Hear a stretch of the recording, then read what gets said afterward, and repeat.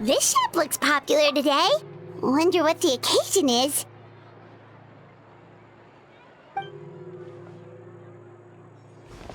Butterfly Dew Cosmetics now on sale. Looks like it. Oh, Sijwin's here too! Hey there, Sijwin! Hello there, Traveler and Paimon. I hope you're keeping yourselves fit and healthy. You bet we are! So anyway, what are you doing here, Sijwin? The Duke insists I take regular vacations in the Court of Fontaine. This one just so happened to coincide with a promotion for a new skincare product, so I came over to take a look. I like to keep up with the latest industry developments when I can, to help me with my magazine articles. Wait, you write? For a magazine? Which one? It's called Beautés en Fleur, and it's run by the Fontaine Beauty Association. I've done lots of articles about skincare for them, using the pen name Maritime Flower. Oh, wow! You're a maritime flower? If Paimon's not mistaken, you're one of the leading figures in the Fontaine Beauty Association! What's so weird about that? Everyone loves beauty! I really like this role. The staff at cosmetics shops are always so polite. And as long as I wear a big smile on my face, I always get the best customer service. Well, they sure don't want to make an enemy of the maritime flower. Obviously, it's because of Sijwin's love for beauty. Still a leader of the Beauty Association? That's incredible. The truth is, I study this field because I cherish my own appearance. It has nothing to do with being beautiful or not. Oh, the words of a master beautician defy comprehension! Oh, wait, you're saying that natural beauty is the highest form of beauty, right? Not really. Actually, Melusine aesthetics are very different from human ones. We don't view humans based on their appearance. If I had to describe our approach, I'd say it's based on cuteness. Oh, really? Yep. Still, I really value my current appearance, and in the process of taking care of it, I've ended up learning quite a lot about skincare and stuff. It turns out, my knowledge and experience is pretty popular with beauty product lovers. It came as a big surprise to me, though. Oh, Paimon gets it now. But speaking of your appearance, how come you look human anyway? Are you like only half Melusine?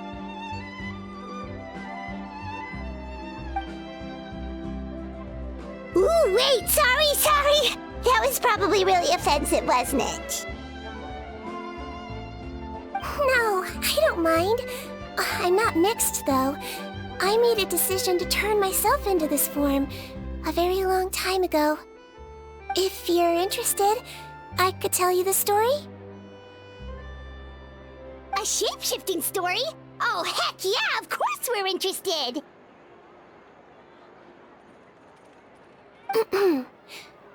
Once upon a time...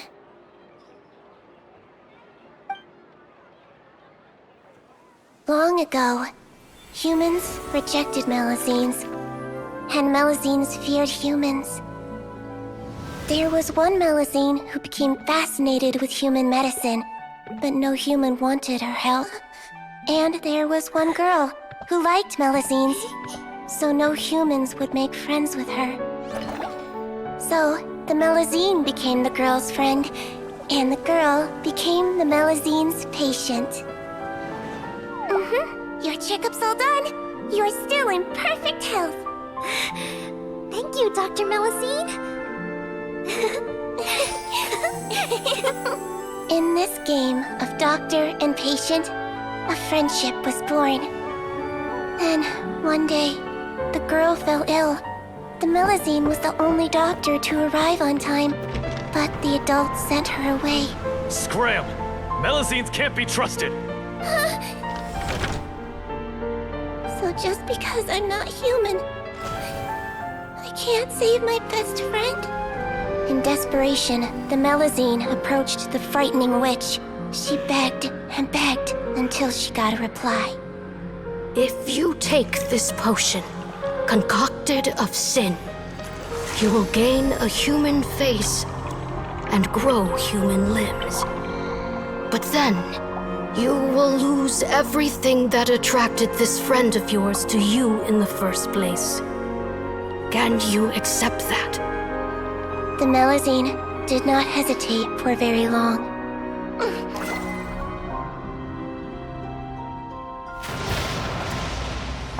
On a rainy night, a little doctor knocked on the girl's door. The doctor wore a hood and raincoat, maybe to protect her from the rain, but maybe also to hide a secret. The little doctor held the girl's hand and treated her illness, just as she had so many times before.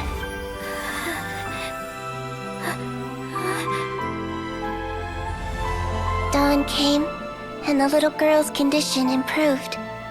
But the little doctor was long gone, for she knew her friend would never recognize her again.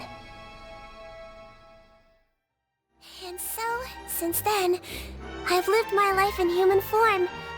Most people who know me just think I was born this way. Ooh. A witch? A potion? Why does this sound like a fairy tale? Trust me, it's a true story. Must be the way you told it then. It just sounds so...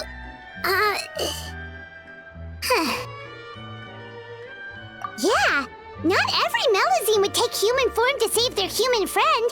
That must have been a huge decision. Treating patients is a doctor's duty. We must always find a way, even when the going gets tough. Ugh. It's so crazy that they turned you away just because you were a Melazine, especially when their daughter was so sick.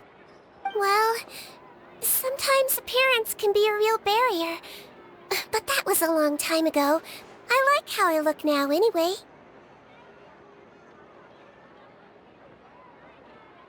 Paimon too! You're super cute this way. Attention customers! Thank you all for waiting. Now, on behalf of our skincare partner, I'm delighted to announce that our exciting new product is now officially on sale. Well, there we go. Let's have a look, shall we? Oh, Paimon, if you want to buy any skincare products, I'll be happy to give you some suggestions. Really? Personal advice right from a leader of the Fontaine Beauty Association? What an honor! Allow me to introduce our newest skin lotion, Butterfly Dew. I'm sure many of you have already read about this product's trials in the newspapers.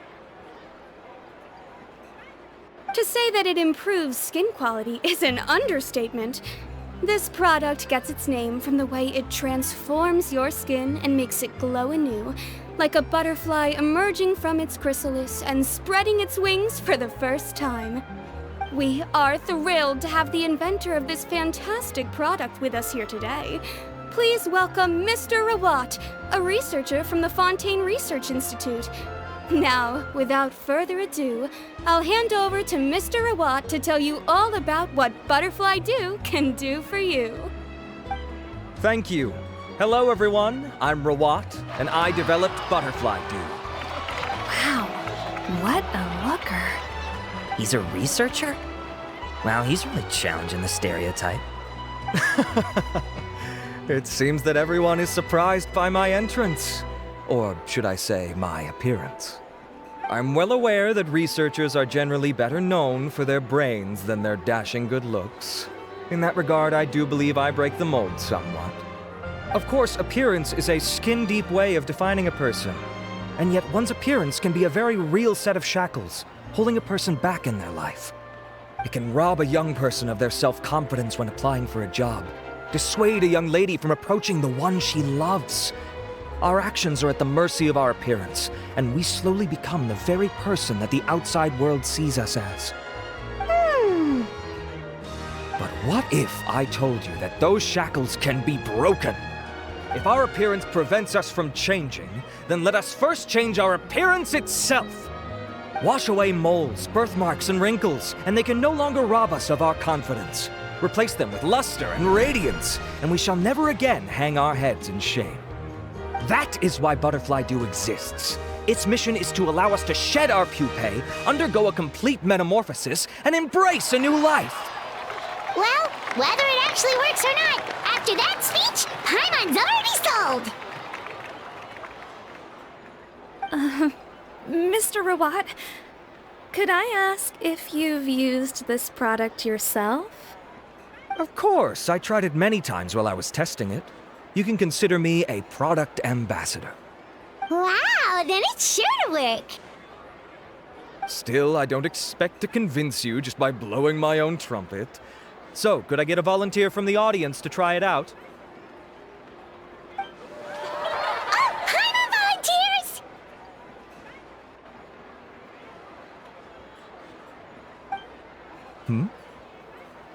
Oh! Ah, what an honor! It appears we have a giant of the Fontaine Beauty Association here with us. In that case, Miss Sijwin, could we seek your most expert opinion on this product? Sure. Whoa, is that Romaritime flower? They say she's the pickiest user of skincare products in all of Fontaine. Here you go.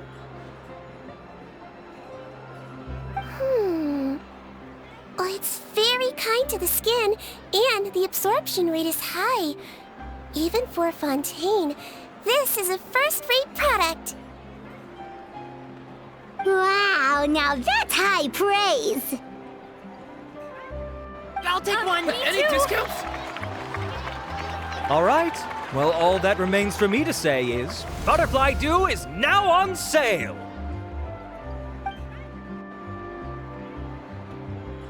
Think we should buy a bottle too?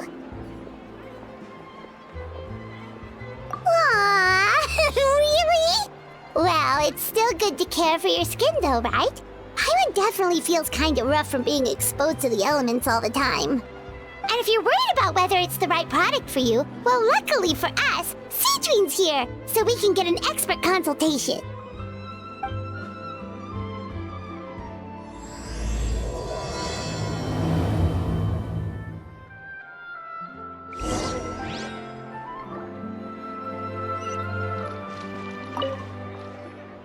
It's an honor to receive such high praise from you. To be honest, I was also hoping you might be able to point out some flaws in the product so I can keep improving it. With most skincare products, the pros and cons only become apparent with long-term use. Yet, this one has instant benefits, improving skin quality without any obvious side effects. It's one of a kind. Don't worry though, I plan to keep using it, and I'll publish regular reviews in Beauté Sans Fleur. You can read my thoughts there. All you need to do is subscribe. Oh, I was hoping for a more casual conversation, but you are a beauty association leader after all. I understand if you want to keep this professional. Sijwin? Oh, excuse us, Miss Beauty Expert. But do you think this product is a good choice for me and him? Wait, are you the renowned traveler? That's right, and by his side, the equally famous Paimon. Well, I don't normally handle customer questions personally, but since it's the traveler asking, allow me to make an exception. Butterfly Dew is made for all skin types, so no matter who you are, you can rest assured that it will be kind to your skin. If anything, it might be marginally more effective on Fontainian's skin, but other than that, it works the same on everyone. Why would it work better on Fontainians? In the interests of protecting my trade secrets, I'm afraid I can't answer that, Miss Paimon. Alright then. How about a friend discount? Save yourself the trouble.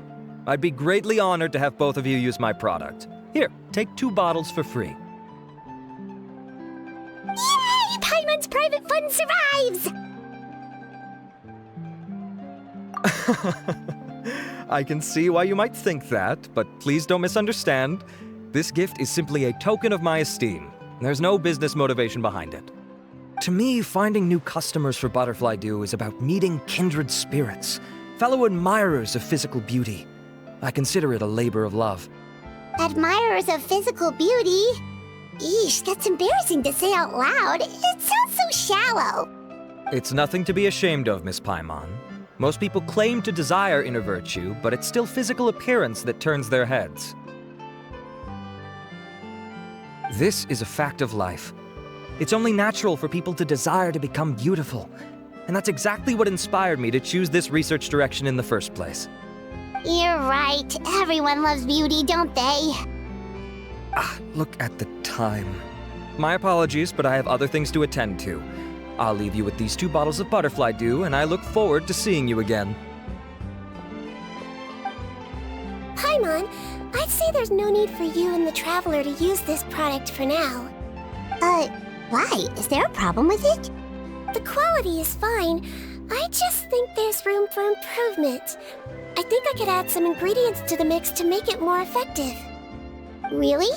Then why didn't you tell Rawat about that? Researchers are a very special breed of human. You can point out their flaws to their face and they won't mind very much. But if you tell them that someone else could do a better job, ooh, now that'll make them really upset. If I'd mentioned it, he probably wouldn't have given you those 2 bottles for free. Fair enough, that makes sense. If you're interested in the more effective version, I can write up a list of ingredients for you. Just come get me once you've gathered them. When you say more effective, you mean it'll make Paimon even prettier? Ooh, how can we say no?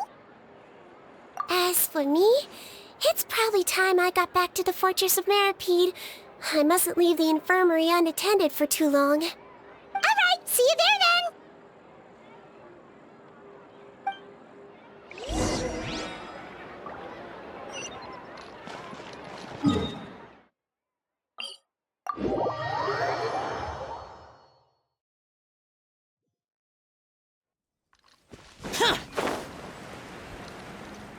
Just up ahead, Traveler. The ingredients for Sijwin should be nearby.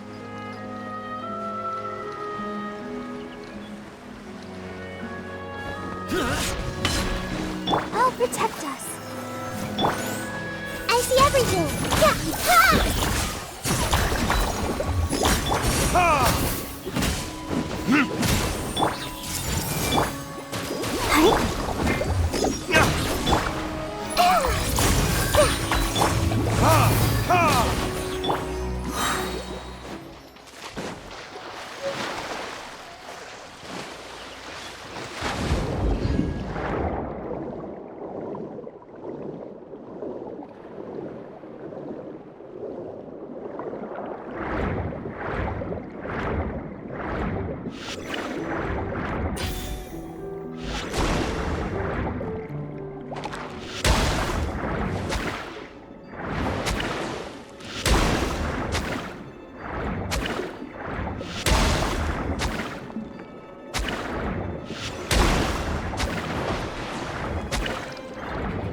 Great! That's everything! Let's head to the Fortress of Maripede!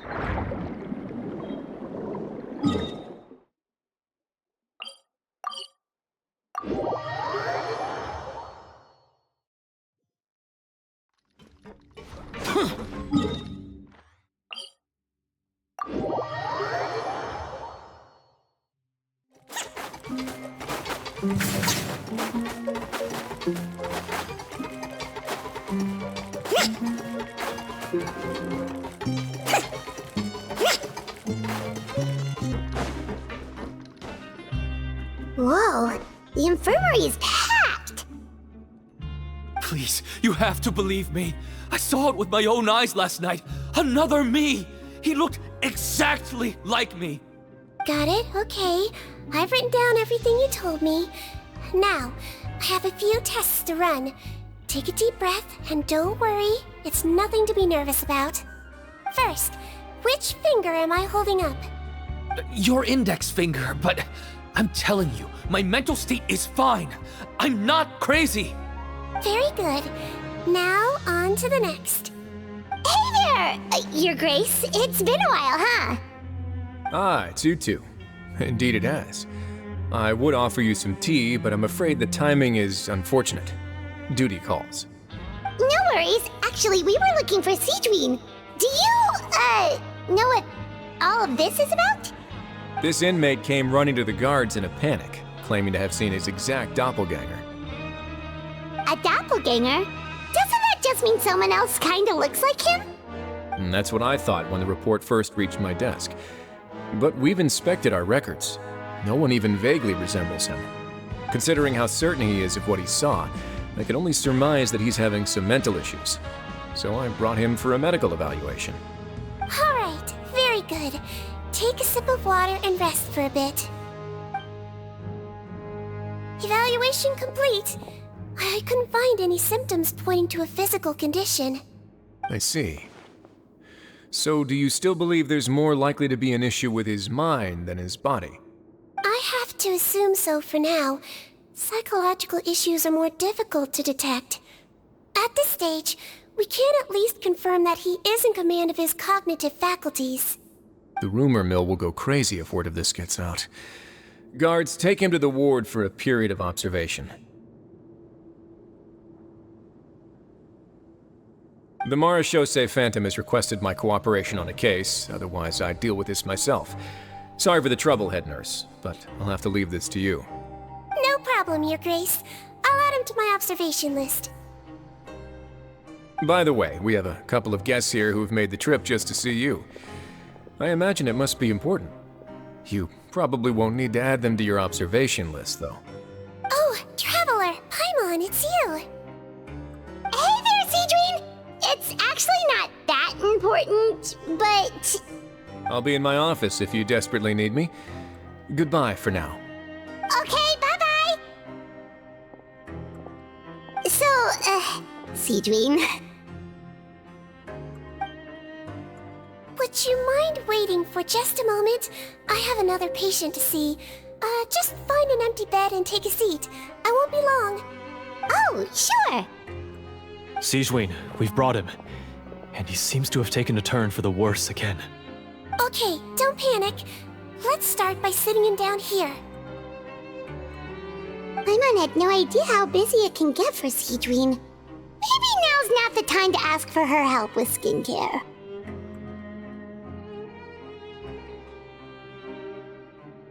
Good point. Besides, it might actually be interesting to observe her at work. Well, this could hurt, so I suggest you take a deep breath first. Did his face melt? What happened to him? It's anyone's guess. His face melted off shortly after arriving at the fortress. But since he's a serious offender, he can't be allowed out for medical treatment. Best we can do for now is ask the head nurse to give him something to manage the symptoms. Oh, this is gonna be awkward. We still need to bring him to the Marechaussee Phantom for questioning. What if he scares them half to death? Will that be our fault? The Marechaussee Phantom? Does this have something to do with the case Risley's dealing with? Yep, it was a huge case. They bagged a few dozen crooks in one fell swoop. And this guy's the baddest apple of the bunch. He harmed countless people. And now, it looks like it's all finally catching up with him. You done gawking? Not yet. I need to check the severity of your ulcers to decide the right dosage. Don't worry.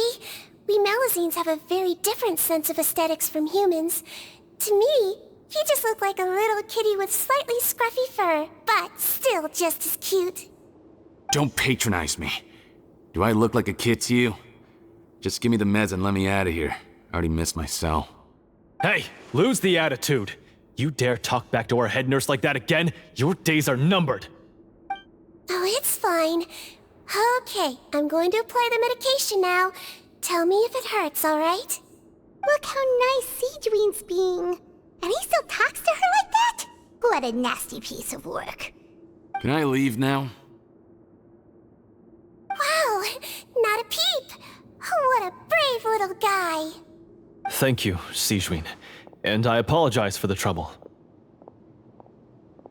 So, Traveler, Paimon, did you bring the ingredients? We did, but we don't want to interfere or anything. You're busy saving lives here. Oh, don't be silly. I agreed to it, didn't I? Just hand me the ingredients, and I'll make some time to whip it into the improved version for you. Take a rest here if you want. Or, if you're not tired, I hear they're holding a new pancreation tournament in the administration area. Or alternatively, is there anything we could help you with, Sijwin? That's right! Let us help you out! It's the least we could do! Good point. Kind-hearted humans start to develop guilt if they accept free help from others. Don't worry. I'll take a look at my schedule. I'm sure I can find something to treat this condition. I gotta warn you, though, it'll be tiring work. So I suggest you take a break first, then come back and see me when you're ready.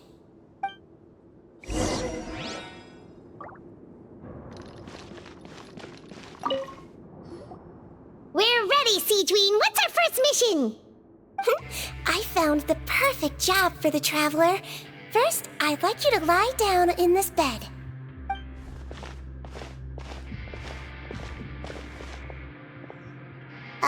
What for? I need you to pretend to be sick. What? Oh, is it that difficult? I thought you did a pretty good job last time. Oh, so you knew. I sure did. He was way more interesting than the usual malingering inmates, and you played along very well, Paimon. I observed you two for quite a while after that. Well, this is awkward. But why do you need us to do it again now? No time to explain. My next patient will be here any second. Oh, please, just do as I say. You can, pretend like you've got a nasty headache, and throw in some dry heaving for good measure. Okay.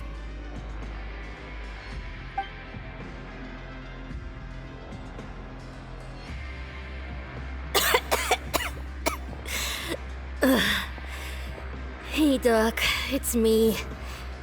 I'm only here because my mom won't stop pestering me about it. So annoying. Well, your mother has enough on her plate with a busy job. Well, the last thing she needs is to worry about you being sick as well. I know. I shouldn't treat the place like a playground. Shouldn't go swimming in the lower levels where we join up with the sea, because it'll give me a cold and distract her from her work. I thought I'd be able to have some fun here at the fortress for a few days, but it's always, don't do this and don't do that.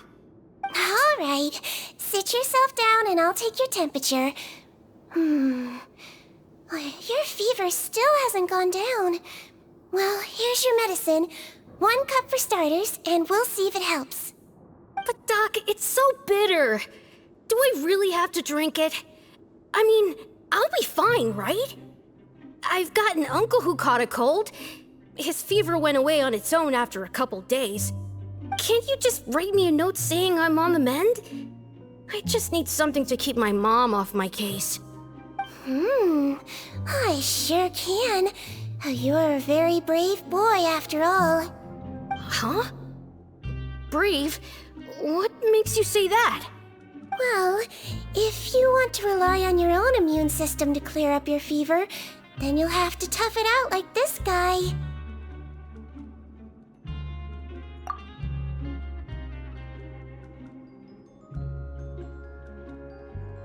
Hang in there, traveler! Are you gonna puke? Paimon can get you a paper bag!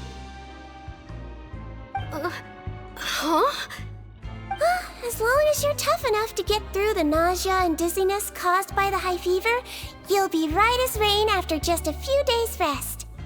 And if I'm not tough enough? Hey! Wake up! Wake up! Put it this way. At least you'll never have to see the doctor again, right? I think maybe I'll take that medicine after all, if that's okay. Oh, of course. Here, it's still warm. It's so bitter. All done. Great job, you two. That kid really doesn't know what's good for him. His mother's a guard here. She's been working back-to-back shifts lately, but unfortunately, his father's away on a business trip right now. She had no choice but to bring her son here for the time being. He was quite happy at first. He seemed to think that the Fortress of Meropide would be all fun and games. So you made us put on that act just to scare a kid into taking his medicine? That's a pretty sneaky trick. Seems like there's a whole side to Sijwi we never knew about. It's a technique I learned from my teacher. Oh, you had a teacher? Was she a Melusine doctor too? She was human. She passed away a long time ago. Oh, sorry. No, it's fine. I really liked my teacher, so it's always nice when I get to talk about her with other people.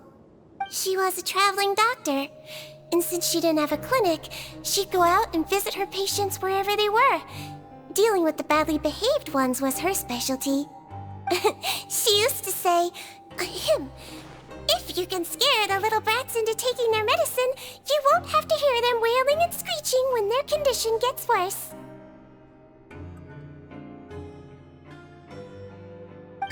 She sounds like a pretty strict teacher. Strict? Well, that's not how my teacher saw it. She thought of herself as terrifying to kids. Strange way for a doctor to describe themselves. Now Paimon's curious to know what she looked like. As it happens, I actually have a picture of her. Oh, wow, yeah, okay, that'll terrify the kids. Yep. All the children she treated thought she was a witch. Why does it almost sound like you're envious of her? Oh, because I am. If she was here, all the children would take their medicine without any need for tricks. A doctor who looks like a witch. True, they wouldn't dare try anything funny with her around. Oh, me, on the other hand, it's hopeless. Children aren't afraid of me at all. That's actually a good thing, you know? Oh, my next patient should be arriving now. Would you mind lending me a hand again? Sure thing! On to the next mission!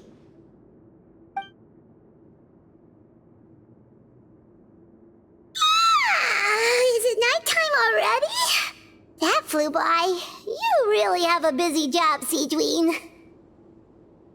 Well, thanks to you two, it was much easier today. Aww.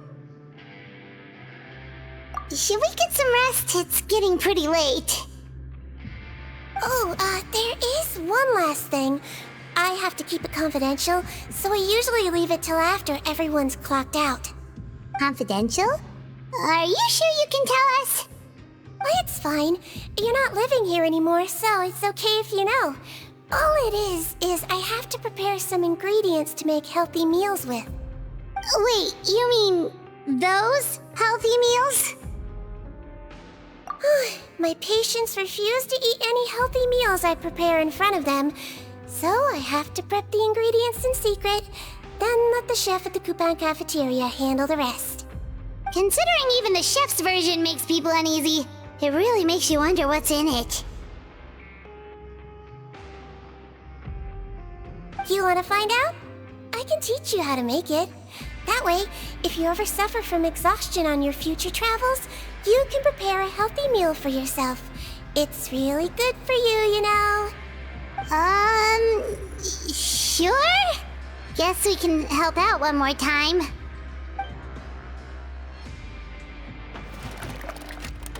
The ingredients are ready. Now, put them on the table and add them in the order I tell you. First, we add this special slime condensate, stir it thoroughly, then pour it in. See that? It adds elasticity. It looks just like tasty jelly, doesn't it? Yeah, it really does. I Until you remember it's slime condensate. Next up, xenochromatic crystals. You want to crush them up into a fine powder, like powdered sugar. Wait, are those from Fontimer aberrants? Are you sure they're edible? Finally, we'll need some high-protein meat. Frogs are an excellent choice. You just need to clean their innards, and then you're left with some lovely, tender meat. Oh! Frogs. And we're done. All that's left now is to pack them into lunchboxes and hand them to Walsey. Yesterday in the production zone, I noticed an inmate who's been working for 2 days straight. That means it's a healthy meal for him tomorrow. Sijwin really does have the inmate's best interests at heart.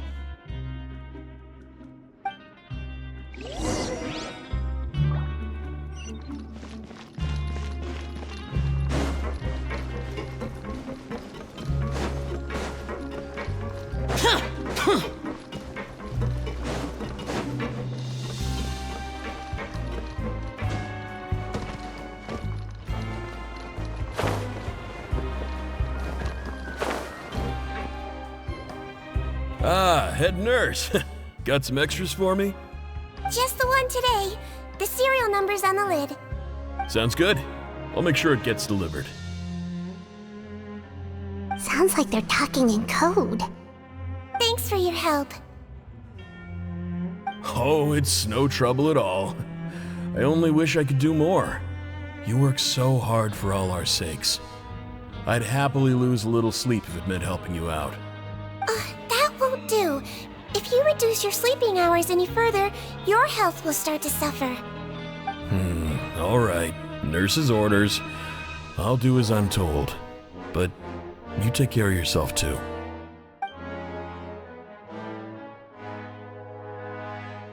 Well, I'm done with work for today. Thanks for helping out, you two. Seems like the guards and staff here have a lot of respect for you, Sijwin. In just one day of helping you with your work, it feels like we've done a lot for the fortress. Head nurse, please, wait. I'm sorry to disturb you this late at night, but I think you'll agree, this is urgent. Okay, just relax and catch your breath. What's the matter? The guard at the observation ward, Odilon, he told me to pass on a message to you. One of the inmates there, the guy suffering from possible hallucinations, well, he seems to have made a sudden recovery, and now he wants to apply for permission to leave the ward. Huh? Already? You were right to tell me. I'll have to examine him and make sure he's well before we discharge him. Looks like we've got one job as medical assistants left. We'll come with you.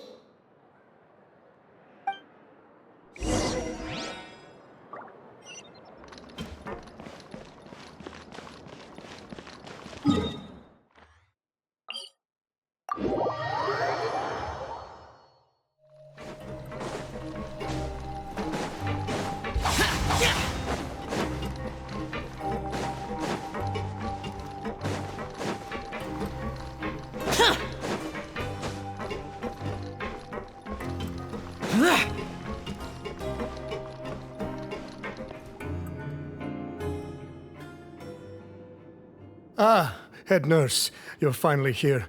I'm so sorry for all the trouble I've caused you, but I believe I've now made a full recovery. After giving it some thought, I'm sure that I was probably just seeing things. Stress-related, I imagine. I'd been working long hours, so I definitely wasn't in the best state of mind. I totally understand. Still, I have to give you an examination before I can discharge you, okay? So, take a deep breath and don't be nervous. It'll be the exact same procedure as we did this morning. We can start whenever you're ready. Again, so sorry. I was in such a state this morning, I barely recall anything. Would you mind taking me through it again? Oh, not at all. It's a lot to remember. First up, we have a little cognitive test.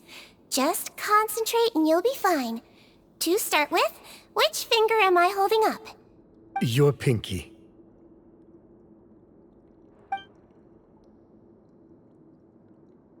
All right, all indicators seem normal.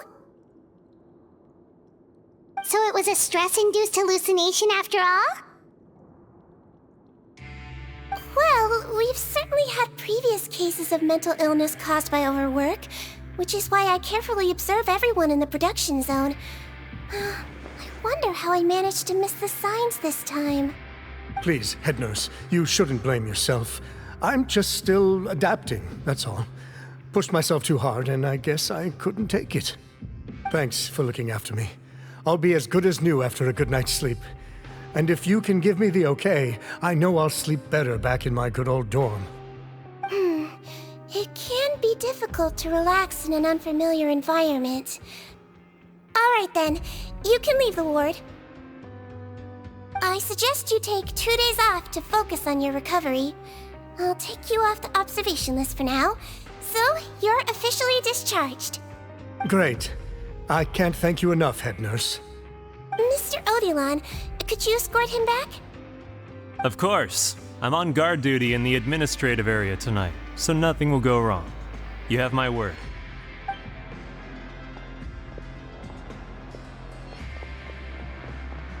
Guess you're finally done for the day now, huh? Yep. But I still haven't gotten around to making that improved lotion for you yet. Oh, no rush! Seriously, it's super late now. You should go get some rest too. Well, tomorrow it is then. Good night, Traveler. Good night, Paimon. Hope you sleep well. Oh, don't you worry! We will! After a productive day of work, we're both gonna sleep like a log. Yeah, sleep tight, Sijwin. See you tomorrow!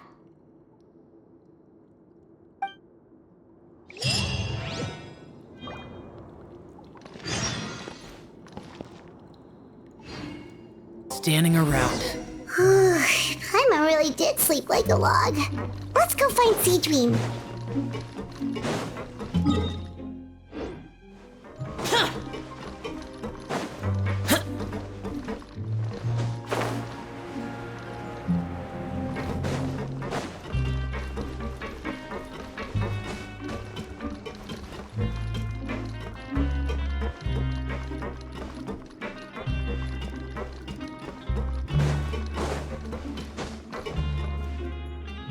Whoa! How is the infirmary even busier than yesterday? Good morning, Traveler and Paimon. I have a few people here for a checkup, so you might need to wait for a while. No problem. Anything we can do to help? There's a bit of a complicated situation here. I'm still getting to the bottom of it myself. You have to believe me. I'm telling the truth. You're in a medical facility. Keep it down. Please, listen to me. I'm not Gascon. I'm Uy. You're a horrible liar, you know that? We get all your mugshots with the arrest warrants. It's clear as day that you're Gascon. You mean because of the way I look? I don't know what happened. I just woke up like this. Then you guys dragged me in here for an interrogation. I brought you here to figure out what's going on. If you truly are the victim of an injustice, yelling isn't going to achieve anything. At most, it'll delay your vindication. All right. I get it. This is nuts. Yesterday's interrogations went fine, and now this. Morning, Your Grace. What's going on?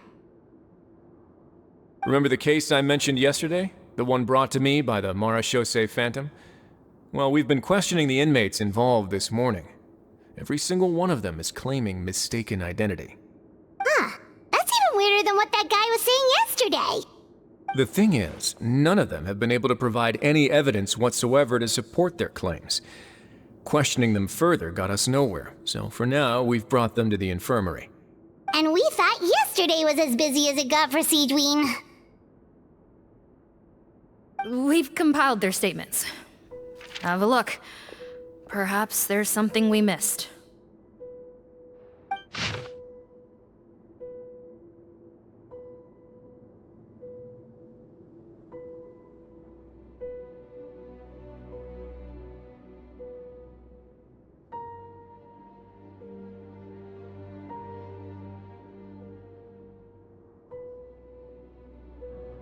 Wait. Release? Interesting. The inmates they spoke of in their statements appear to all be due for release today. I noticed that too. If that's their plan, they're underestimating us a little. Every serious offender claims that there's someone else who just so happens to be due for release today. And they're expecting us to go along with that. All the more reason to be cautious. Lumberzar, check the release list for today and make sure no one gets processed. We're gonna need an excuse, though. Just say we're out of forms, and that we're furiously printing more as we speak. I'm on it. It's conceivable that our group of serious offenders somehow found a way to switch places with inmates who are about to be released, so they can walk out right under our noses. We did consider that possibility. But I mean, just look at them. They match the warrants, period. How could there have been a switch? Only if they're dead ringers for the inmates due for release, I suppose. I gave you that name list yesterday to assist in your investigation. Did that help? Yes, the inmates' mugshots were attached to the list. The first thing I did was check for lookalikes, and I didn't find any. The only other thing that stands out to me is that their voices sound a little different today. But it's not exactly hard to put on a fake voice. Oh, really? What does our head nurse make of all of this? Give me a moment. I think I have a way to confirm whether there's been a switch. I know, it's not time to change your dressing yet, but please bear with me. Huh? Isn't that the guy from yesterday? This should be Honore. He has very severe facial ulcers, which require an operation in the hospital at the Court of Fontaine. I authorized him to leave the fortress for medical treatment under guarded escort. Yes, like I told you. I'm not Putton. I'm Honore. So there has been a swap. Well, I can see what happened in Potton's case, but how do you explain the other inmates? You're not telling me their souls switched bodies, are you? No, I believe it was their faces that got switched. The method is a bit like replacing a tooth. Take the bad tooth out, put a false one in. And actually, I think I can prove it to you. Traveler, Paimon, do you remember Eric from the other day? Yeah, sure do. Then you can be my witnesses. To start with, please fetch the inmate who claims to be Eric.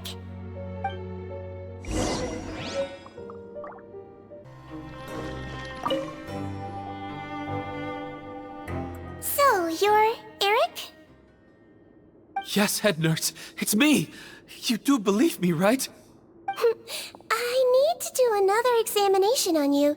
Same procedure as yesterday. All right. It's the cognition test first, right? So I need to concentrate. Now, try to recall if you can. The last time we did this test, which finger did I hold up? I believe it was your index finger. But that means... Huh? So basically, last night the Eric who said he saw another him suddenly recovered and applied to leave the observation ward. Sijwin did another test before letting him leave, but that time she held up her pinky finger. Huh? I don't know about any tests last night. There was nothing to do in the observation ward, so I went straight to bed. Then I somehow woke up in a high-security cell. Well, in that case, there is a reasonable explanation for the strange events of the past 2 days. So, what exactly happened? The gang of serious offenders wanted to break out of prison, so they identified a group of scapegoats, namely inmates whose terms were almost up, and planned to switch appearances with them. Last night, when Odilon was on duty, they ambushed him and had one of their group switch appearances with him using their face-swapping method. That allowed them to avoid scrutiny from the other guards. Then, once all the other inmates were asleep, Odilon spent his night shift carrying out the remainder of their switcheroo plan. However, they made one mistake. Henri changed his appearance to match Eric's earlier than he should have done, and ended up being spotted by the real Eric.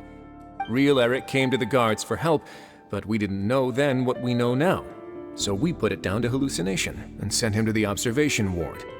However, since one of the gang members was posing as a guard, they simply changed real Eric's appearance and had their Eric take his place, muddying the waters even further. Right, because I'd put Eric on the observation list by then, and no inmates on that list can be processed for departure until I've discharged them. Hence why the imposters had to pull that little stunt to get fake Eric off the list.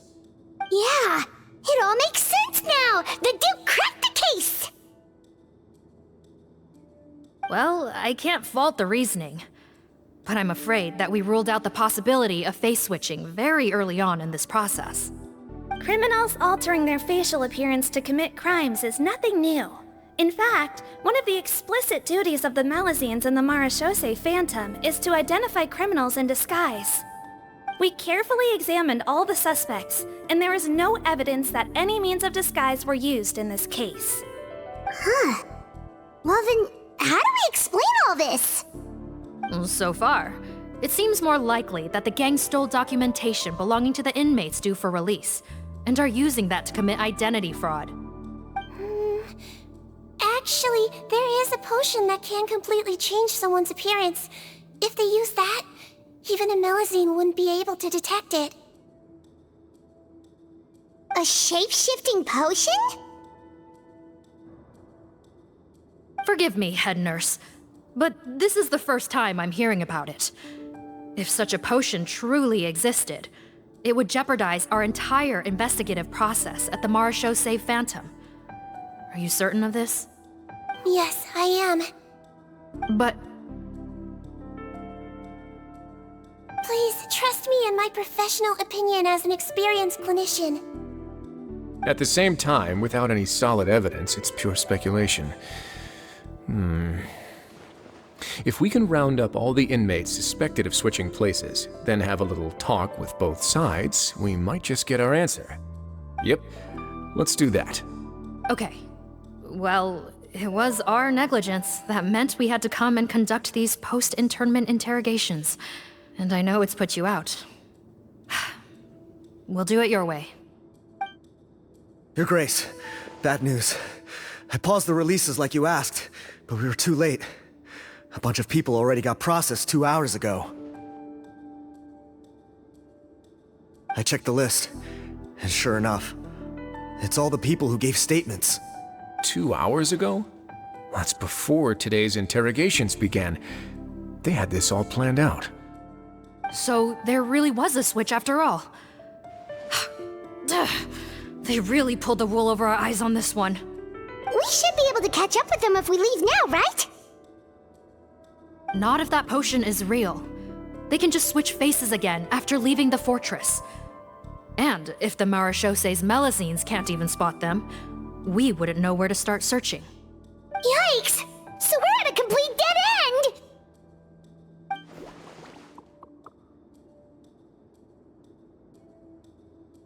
Well, technically there is one more lead we could follow up on. We were only able to arrest this gang thanks to the help of a researcher from the Fontaine Research Institute. I believe his name is Rawat. Oh? Rawat? Isn't that the handsome guy we met at that skincare promotion? Handsome? Maybe from a human point of view. I just remember that he specialized in potions. One of the crimes this gang is charged with is the manufacture and sale of illicit drugs. According to Mr. Rawat, they appear to have stolen technology he developed through his research and used it in their operation. At first, he thought it was a typical case of intellectual property infringement, and he tried to negotiate with them. But once he discovered their criminal operation, he reported them to the authorities.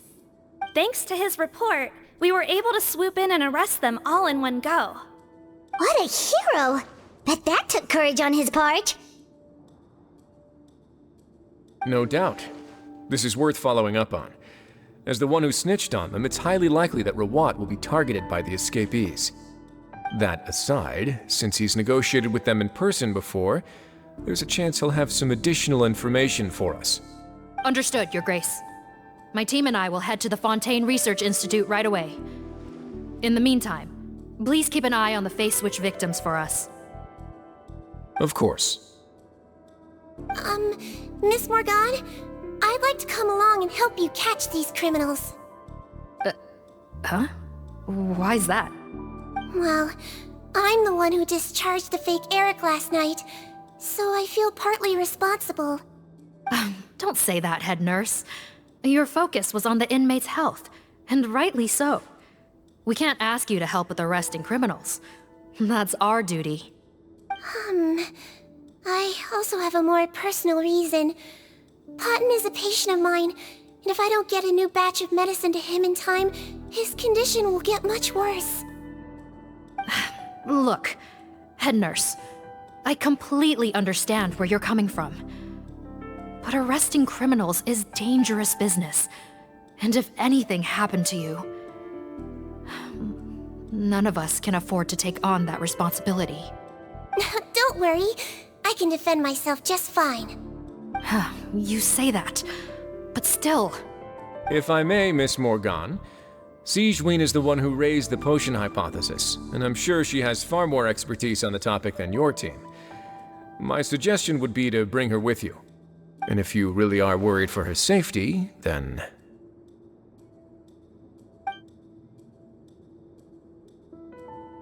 Ah, there you go, right on cue. Knew I could count on you.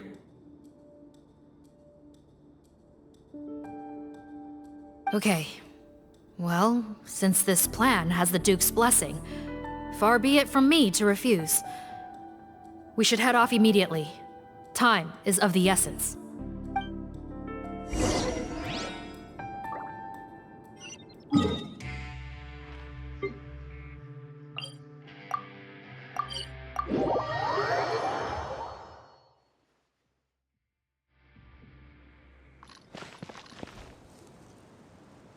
Greetings. Sorry to impose, but I'm afraid we're here on urgent business, and we're gonna need you to cooperate. The Marsh is a phantom. Let me guess, you're investigating some more illegal research? Not this time, no. We're looking for a researcher. Do you know where we might find Mr. Rawat? Rawat. Oh yeah, Mr. Handsome, right? He actually doesn't work on site here very often. There's a handful of researchers in the nearby area who know him pretty well, though. You can see what they know. Just a handful? Paimon figured he'd be the most popular guy around. Well, I guess you could say he's popular, at least on a superficial level. He's blessed with good looks, so he tends to make a good first impression on people.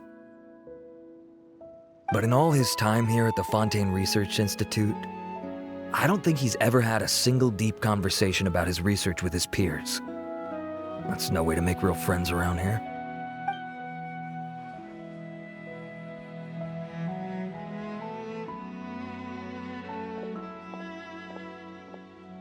That's so weird. He definitely didn't come across like a recluse at that product promotion. I don't find that weird at all. He definitely didn't strike me as the kind of guy who's good at making friends. Really? Paimon couldn't tell. Must be a Melusine perception thing. Okay, we should talk with his acquaintances. But we also need to check the Research Institute for any clues. Let's split up. It'll save us some time. Sure thing. We'll go ask around among the other researchers with Sijwin. Paimon's suddenly kinda curious to know what everyone really thinks of him.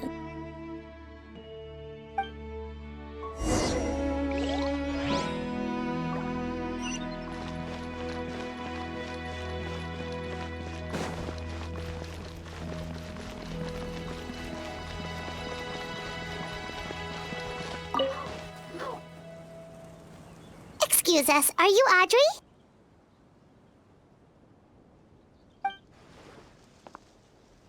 That's me. What is it? Are you close friends with Rawat? We're trying to find out where he is. Close friends? You mean because I told him I had feelings for him once? I doubt I'm the first or last at the Institute to make that mistake. Why would you single me out as a close friend? I should have known, really. Men like him, they just enjoy being surrounded by fawning women. They're not interested in a serious relationship. Okay. We were just kind of wondering if you might know where we can find him. Why would I know where he's at? I barely know him, and he probably doesn't even remember me. Ugh, this is getting annoying. Shall we go ask someone else?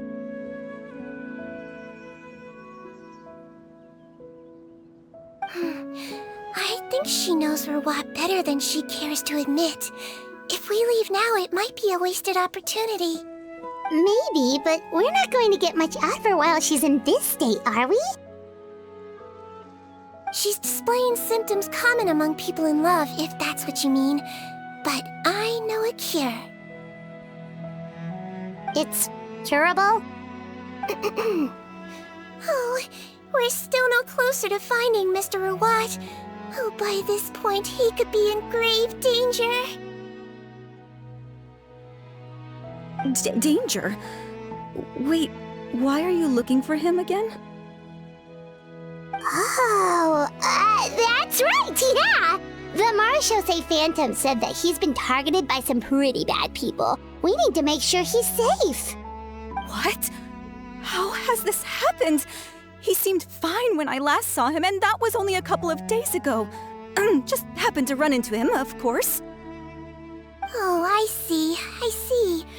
Well, do you have any thoughts on where he might be right now? Okay, but this is purely out of concern for his safety. If he's not at the Institute, he might be at his mother's place. I heard she raised him alone, that they had it pretty tough financially, and these days she's housebound due to illness. He makes regular trips back home to check on her. Oh, okay. Do you know the address? Nope, sorry. I only found out the thing about his mother because it came up in conversation once. I was just trying to find out more about him, so I could get to know him better. When I told him I had a crush on him, I offered to help him take care of his mother. And yeah, maybe that was a stupid idea, but did he really have to yell at me for it? It's like, fine, I can take no for an answer, but what's with the temper tantrum? Unbelievable. These guys only want to show you their charming, well-groomed exterior. They can't stand it when a few home truths shine through. Looks like her love syndrome is flaring up again. We need to find out Mr. Rawat's mother's address. Let's check with the Marechaussee officers when we regroup. Cool, sounds like a plan.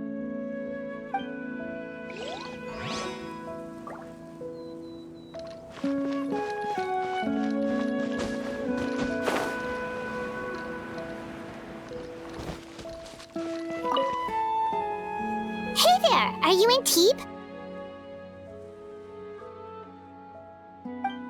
What do you want? We're here to ask about Rawat. Any idea where he might be? We were told you were pretty close with him. Close? Not sure that's the word I'd use. He wouldn't even let me use his patent. Huh? It's been a good few days since I last saw him. I don't know where he's at. Go ask someone else.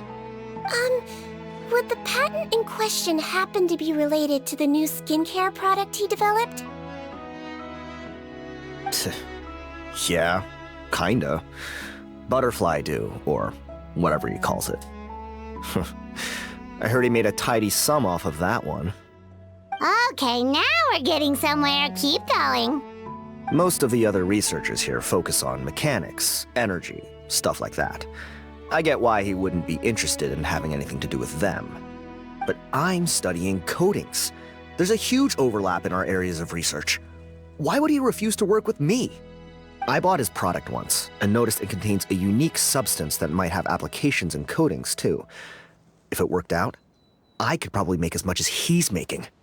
Don't get me wrong, I had no intention of plagiarizing his work.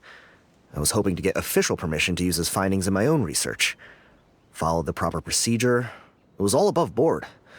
I would have had to pay him a license fee and everything. But despite that, he turned me down not once, not twice, but 3 times. It's like he's vehemently opposed to the idea of anyone else making the kind of money he does. Huh, so is Rawat antisocial, or is this guy just jealous? Well, it doesn't look like we're gonna get any info about Rawat's whereabouts from him. Let's go! Wait, 1 second. Mr. Antib, next time you go shopping, you should buy some Buell fruits. Peel the skin, steep in water, then drink. It'll help calm your mood. Huh? Yeah. Thanks.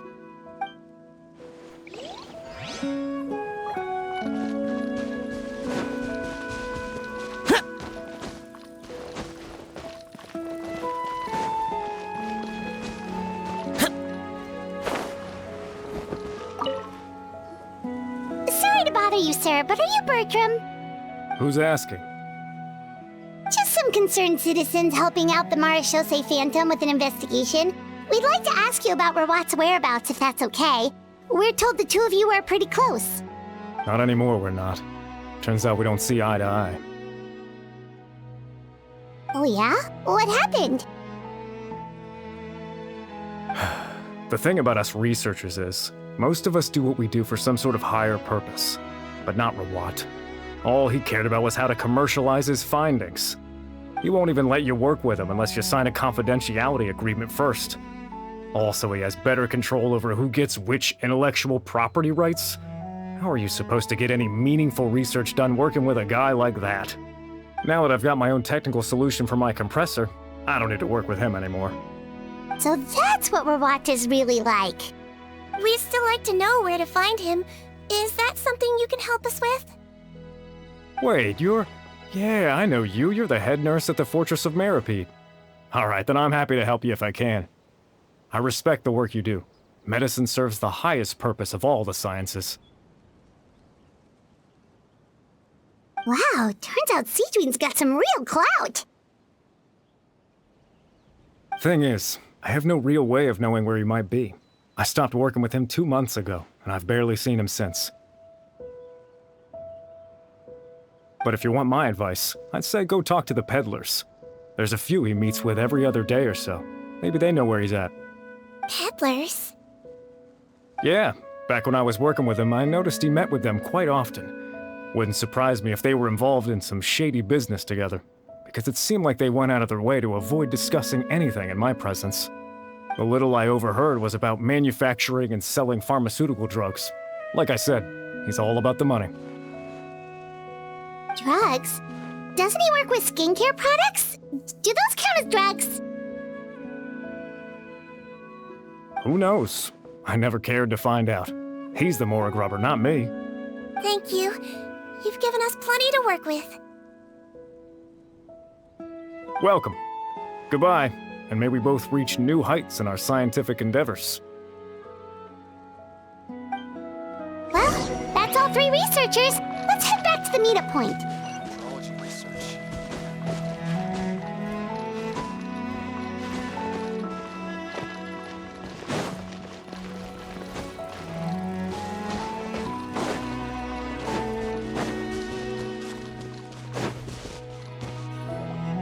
You know, Paimon started out thinking Rawat was a handsome researcher with a friendly and cheerful personality. It's such a surprise to learn that his peers have a different impression of him. So, what's your view of him now, Paimon? A handsome researcher whose difficult upbringing turned him into a profit chaser with a chip on his shoulder? So your thoughts about his appearance haven't changed at all? Well, his looks are kind of a big deal, at least in Paimon's opinion. How did such a handsome guy end up being so antisocial? Even with his difficult family background, it just doesn't make any sense. You can't judge a person solely based on their appearance. Head nurse. Traveler. I assume you've spoken with the researchers. What did you find out? Bertram mentioned Rawat's involvement with some pharmaceutical merchants. Do you know if he's registered any pharmaceutical brands? Since he was a whistleblower on such a huge case, I ran a background check on him. I don't remember there being any brands under his name. How strange. If he was so focused on commercializing his research and averse to sharing his technology with others, why wouldn't he have registered his own brands? Maybe he and his business partners needed to avoid public scrutiny? You think he may have colluded with the gang? Well, the crime was manufacture and sale of drugs, and that would certainly be in his wheelhouse. We can't rule it out. Isn't that pretty unlikely, though? He was the one who blew the whistle on them! Most children who come to me with tooth decay have suffered pain for a long time already, but they'll still try to hide the fact that they eat too many sweets. Grown-ups and children aren't so different in that regard. If you say so. I saw him when he came to make his report, and I certainly didn't get the feeling that he was the type to collude with criminals. Perhaps it's more likely that they were coercing him. You mentioned that he comes from a poor family. So, it's possible that the criminals approached him asking for academic support, luring him in with the promise of riches. By the time he discovered who they really were, he was in too deep. They had leverage on him, so he was forced to keep working for them. I've seen it happen many times before. That does make a lot of sense. It would definitely explain why he was so unwilling to cooperate with his fellow researchers. No wonder he's so unsociable. He must be on edge all the time with a gang of crooks breathing down his neck. In that case, the situation could be worse than we thought. If Rawat was working with the escaped inmates, they're sure to know more about his whereabouts than us. Oh, there's a good chance they'll get to him before we do. Based on the information we've gathered so far, he was last seen 2 days ago.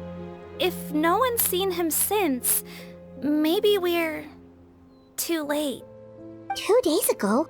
So he went missing right after that product promotion. That was the same day he reported the criminals, too. Not a good sign. Don't worry, everyone. I believe we still have a chance. Since he disappeared right after blowing the whistle, it's likely that he's gone into hiding. Yeah, he must have been worried that they'd come for him. All the more reason to find him as soon as possible. The only lead we have at the moment is his mother's house, which you mentioned earlier. Seath, think you can find the place? Yep. When you register a brand, the Court of Fontaine requires you to provide a legal address. The one Rawat wrote down was in the outskirts of the city. That should be the place. Okay, then there's no time to lose. Let's move.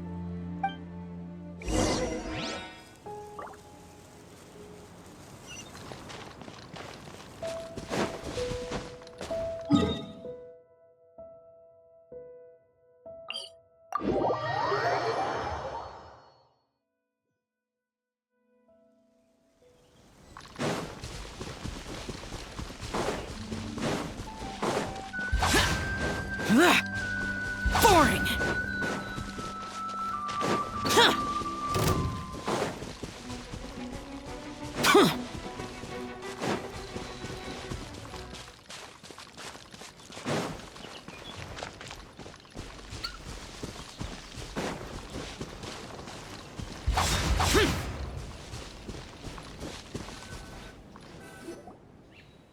All right, this should be the house.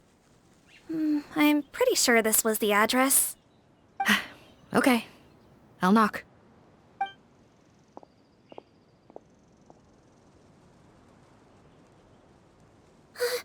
Sounds like whoever's inside has restricted mobility. Oh, it seems serious. Oh, what's the fastest way to get this door open? Break the door down? No, I'll handle it. Let the expert deal with it. There'll be a mountain of paperwork if we damage a citizen's property.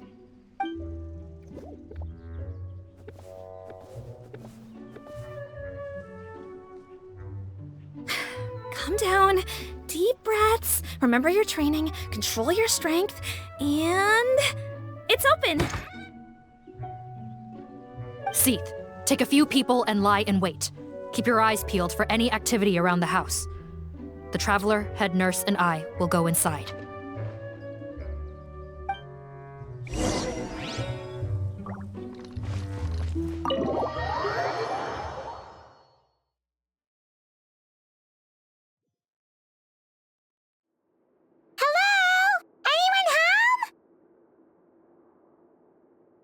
Oh, there. On the bed, there's an old lady. That's gotta be Rawat's mother, right? She doesn't look like she's in any state to be answering our questions, though.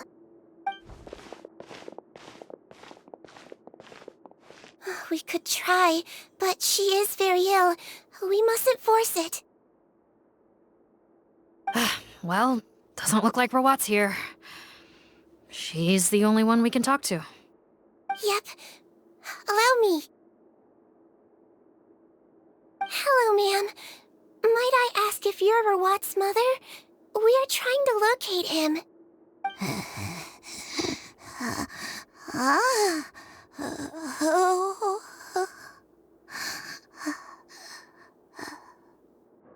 Hard of hearing, perhaps. Does anyone have a picture of Rawat? I have one here. I'd like to show you a photo, ma'am. Is this your son? Do you know where he is?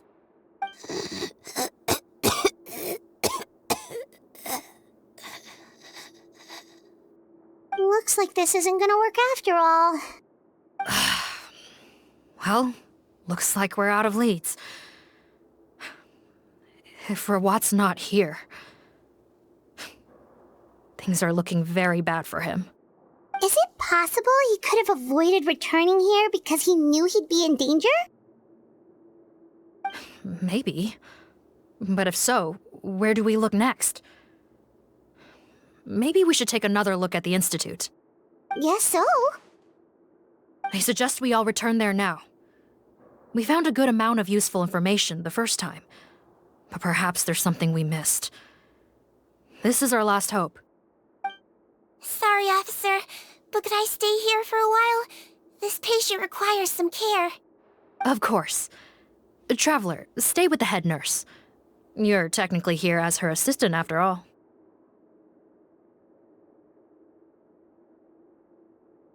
Also, I'd like some Marechaussee members to stay as well, and keep an eye on the area. Why's that? If Rawat knows how serious his mother's condition is, he will return. Got it. Okay. I'll tell the squad members in hiding to stay put and keep a lookout.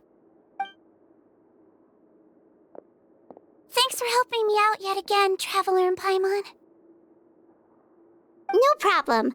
But when you say her condition is serious, do you mean... Yes. She's barely clinging on to life. Oh.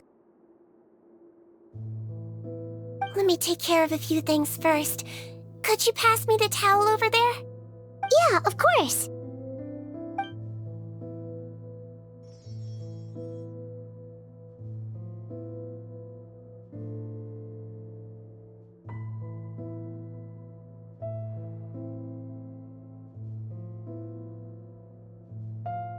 I can tell that her family has tried a lot of different treatment methods, including some very expensive medicines. Unfortunately, her condition is so multifaceted that a recovery looks all but impossible. Sijwin.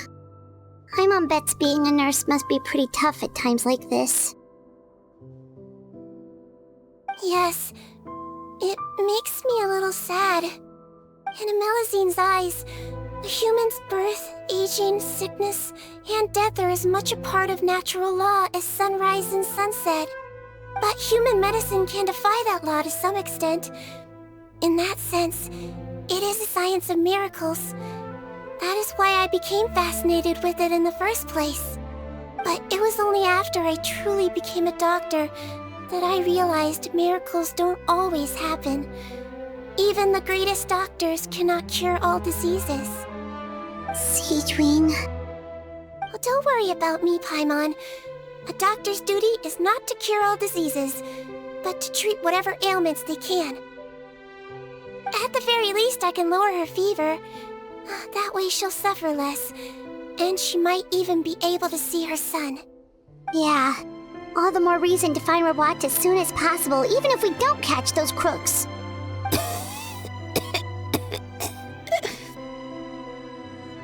Oh, her fever is getting worse. Could I get some hot water? Sure, we're on the case.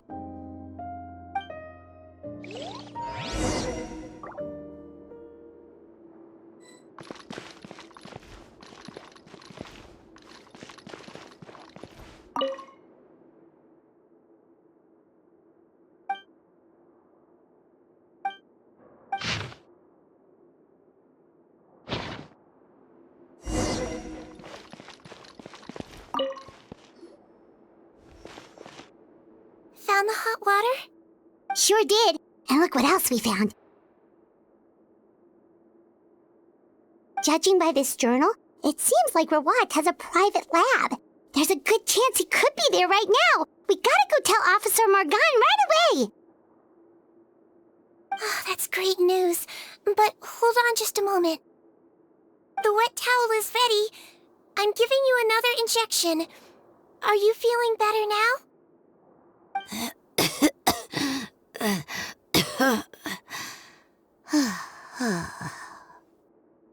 It's all right. We'll go bring him back. Please hang in there. Thank you.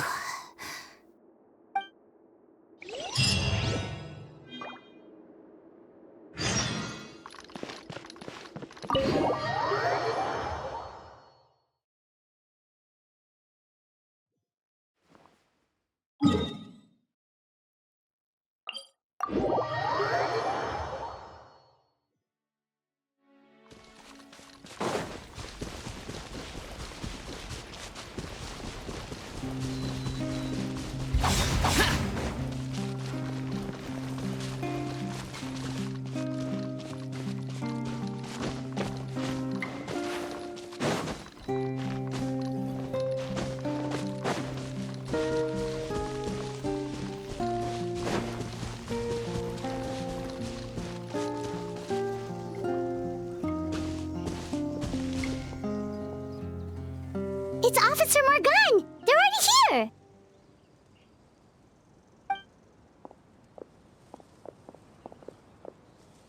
We came as soon as we heard the news. I can't believe we were so careless. The most crucial information of all was hiding right there, in that room. And we missed it. Don't blame yourself. Right now, we need to focus on finding a way in. There's a mechanical door over here! Hopefully the instructions in Rawat's journal will help us open it.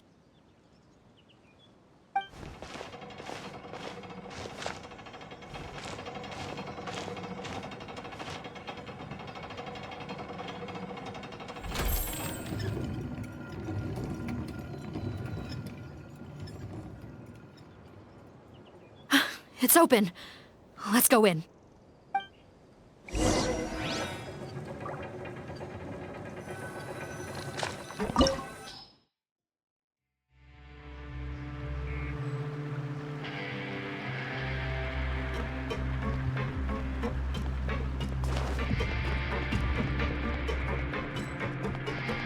How did they get in here?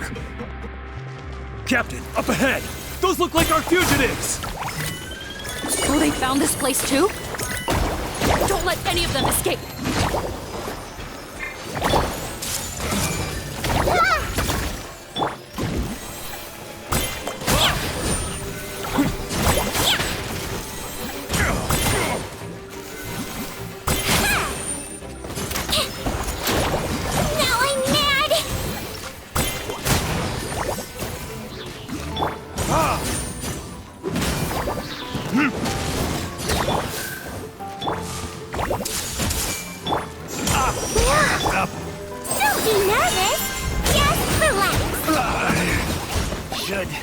Replace my hammer.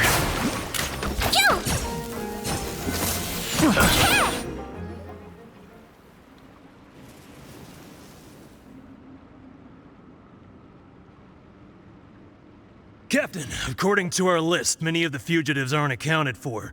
There may be others hiding deeper inside the facility. Ah, so these guys were just the lookout crew. The Marashose Phantom!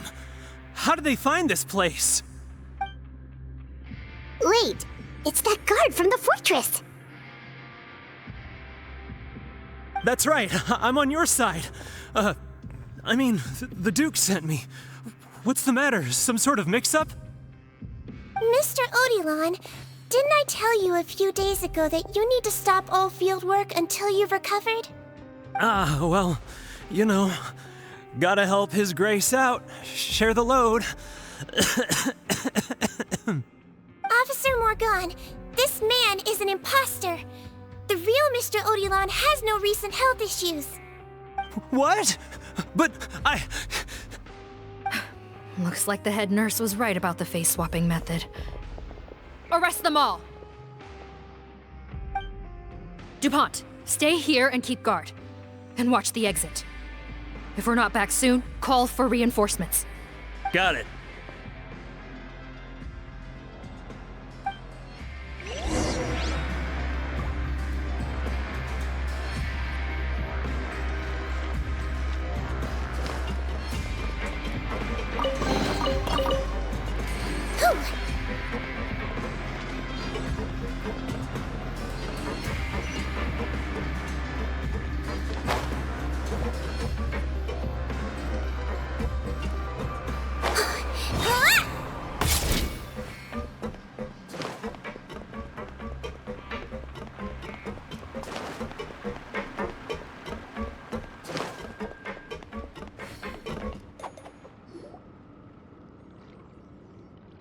So many jars. Was this some sort of production facility? This scent, it's probably the ingredients used to make butterfly dew.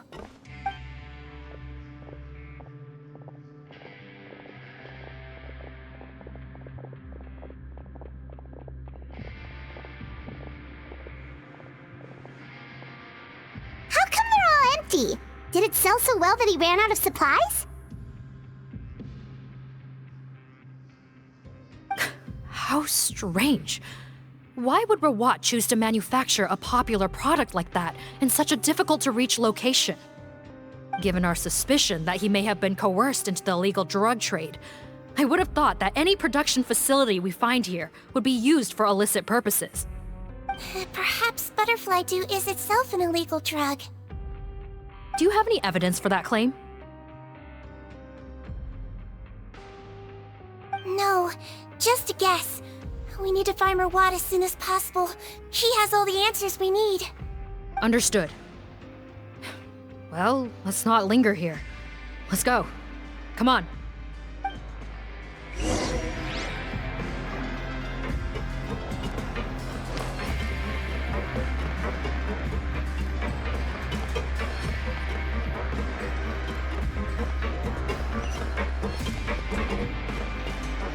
Don't slip and fall! Doesn't look like we're gonna get this door open. Let's find another way around.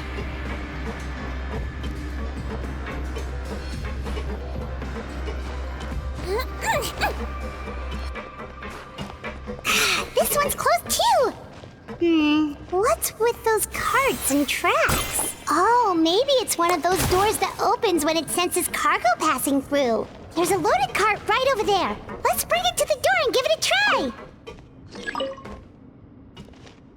Don't slip and fall! Whew.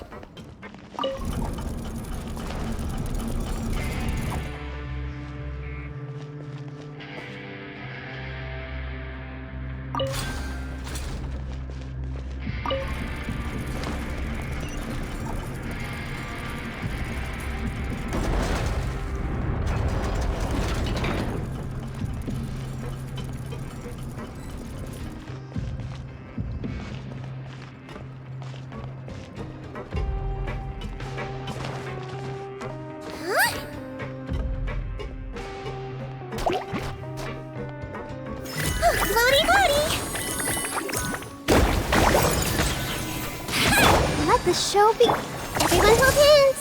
Jump! Ha! Jump! Ha!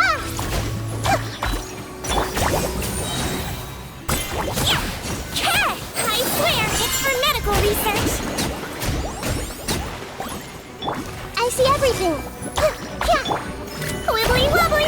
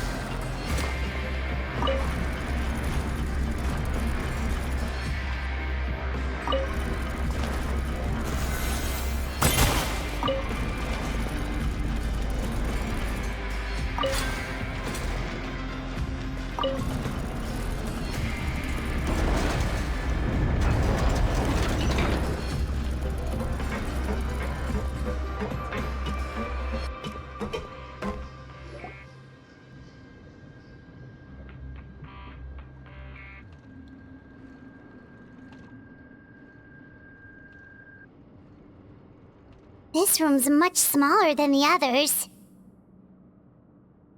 Judging by the implements on the table, this looks like a potion-making lab. Head nurse! Over here!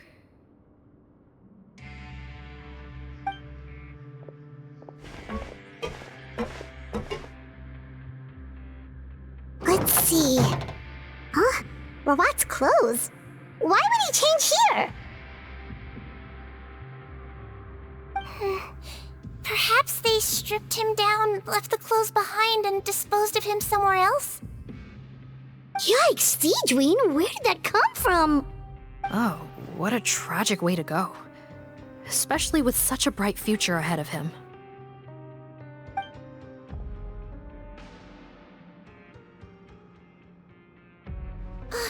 There's a path leading further on, Officer Morgan. Let's keep up the pace.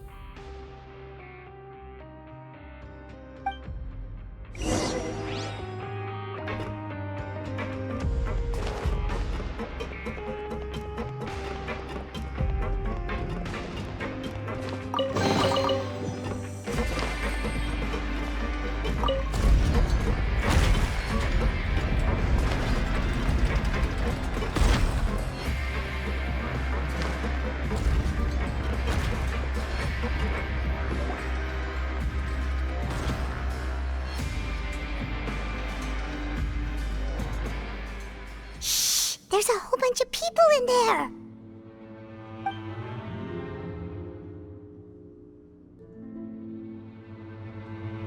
Are you serious? You're telling us that within a day, our faces are going to rot like yours? Fontanian physiology changed dramatically after that great flood, and it's not as compatible with this face-changing solution as before. The side effects are as you can see.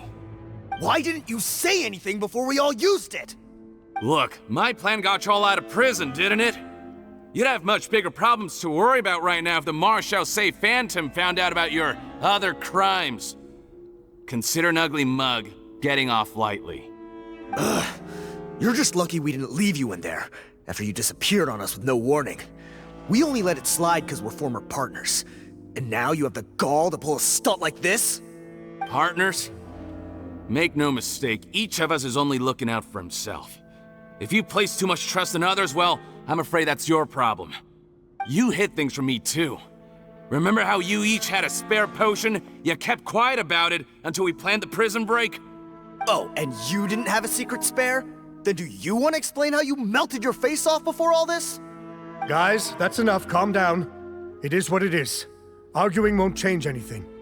What's the plan, Parton? I'm assuming you brought us here for a reason? There is no plan.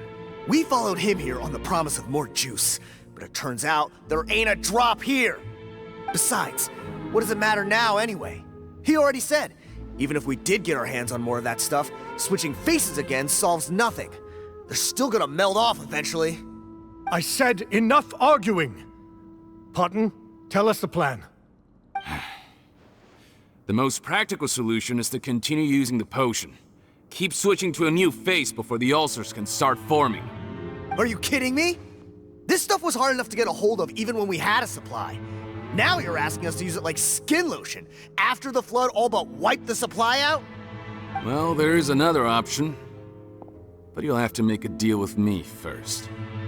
Okay, now we're talking. What's the deal? I have a document I took from that researcher that details how to make a replacement. Just give me 1 bottle of the undiluted fluid, and I'll get to work.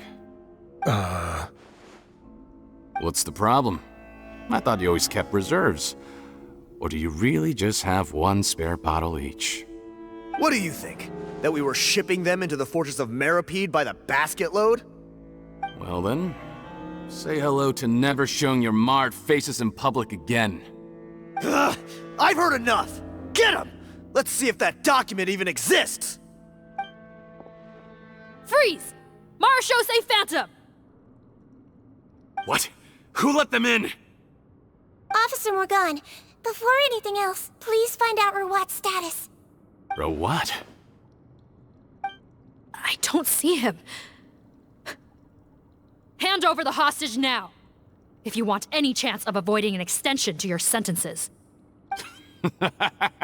Spare us your condescending attempts to coax us back to our cells. You think we're looking to negotiate? Rawat is dead. Pardon? Arrest them all! Don't let anyone get away!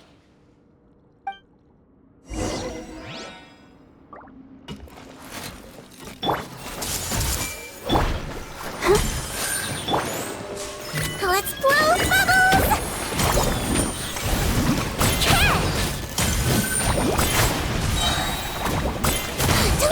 Everyone hold hands. Share my knowledge. Don't be nervous. Just relax. Hey. Oh no! Calm down.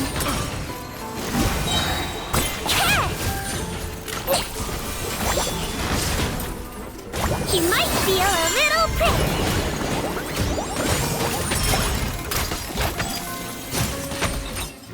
I'll protect us. I see everything. Ha! Wibbly wobbly.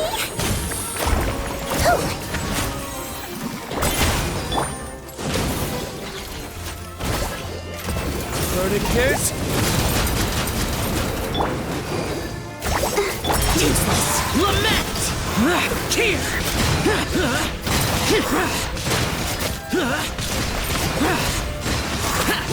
Let's dance. Hey!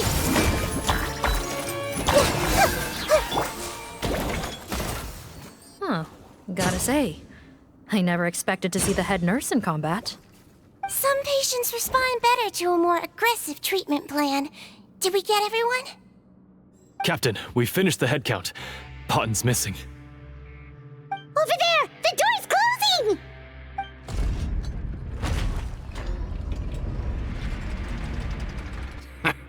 One group trying to arrest me, another trying to hunt me down. Good. I gotta kill 2 birds with 1 stone. How did he get up there? There must be a secret passage somewhere. Find it! Don't waste your energy. I already sealed it off. How naive. We have more people outside. If we're not back out by the agreed time, they'll come to our rescue. Well then, you'd better hope they get here in time.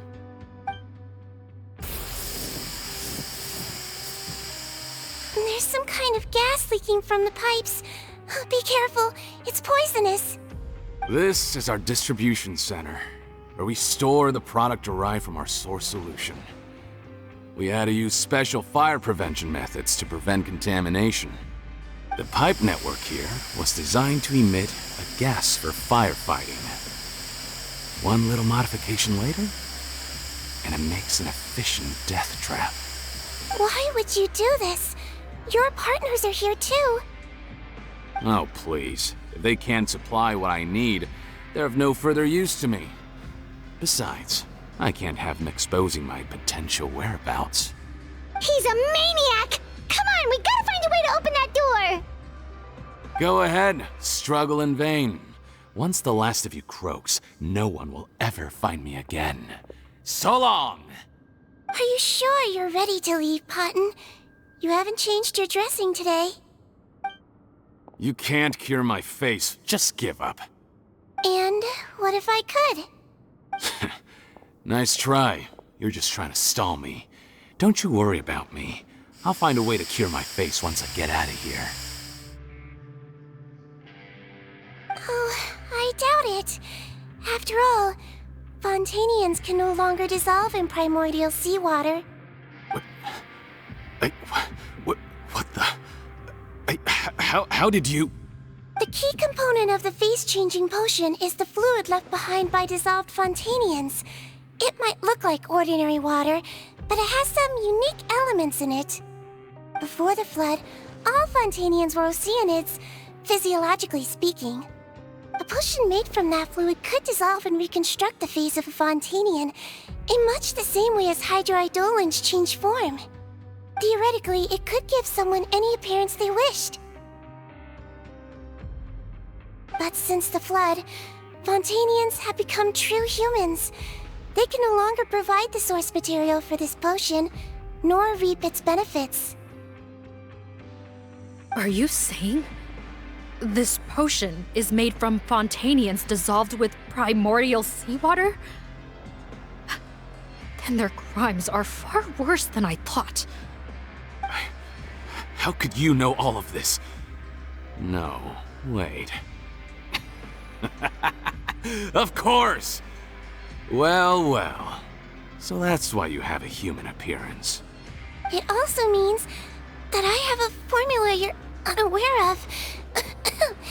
The air's getting thicker. It's getting hard to breathe.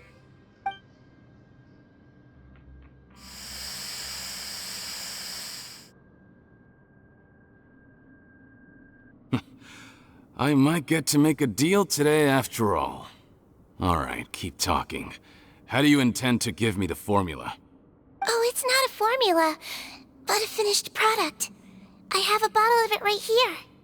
What? When I tried Rawat's skincare product, I noticed it had a certain special component in it. So I had my friends gather some other ingredients for me, and sure enough, a little experimenting later, I'd produced the potion. I'm guessing his skincare lotion contains the fruits of your joint research? Huh. Impressive guesswork. Yeah, we were a supplier for some of the raw ingredients. But it only contains a tiny amount of the active ingredient.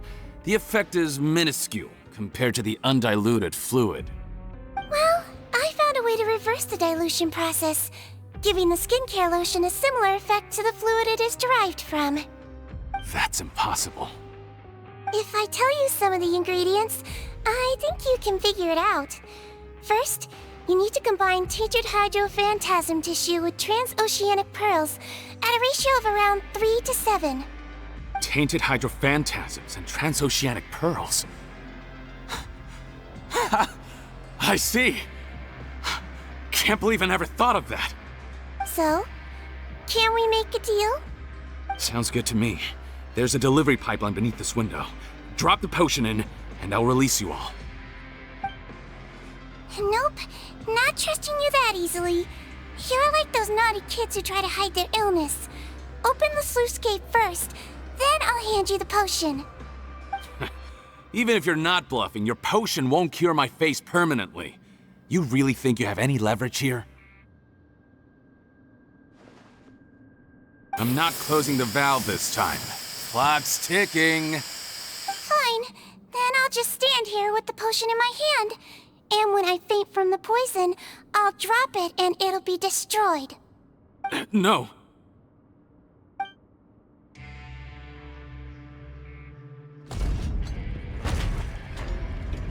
It's open! Disable that sluice gate! Jam it! Don't let it close again! That's more like it. In that case, a promise is a promise. Head nurse, there's too much poison gas in here. We have to leave, now!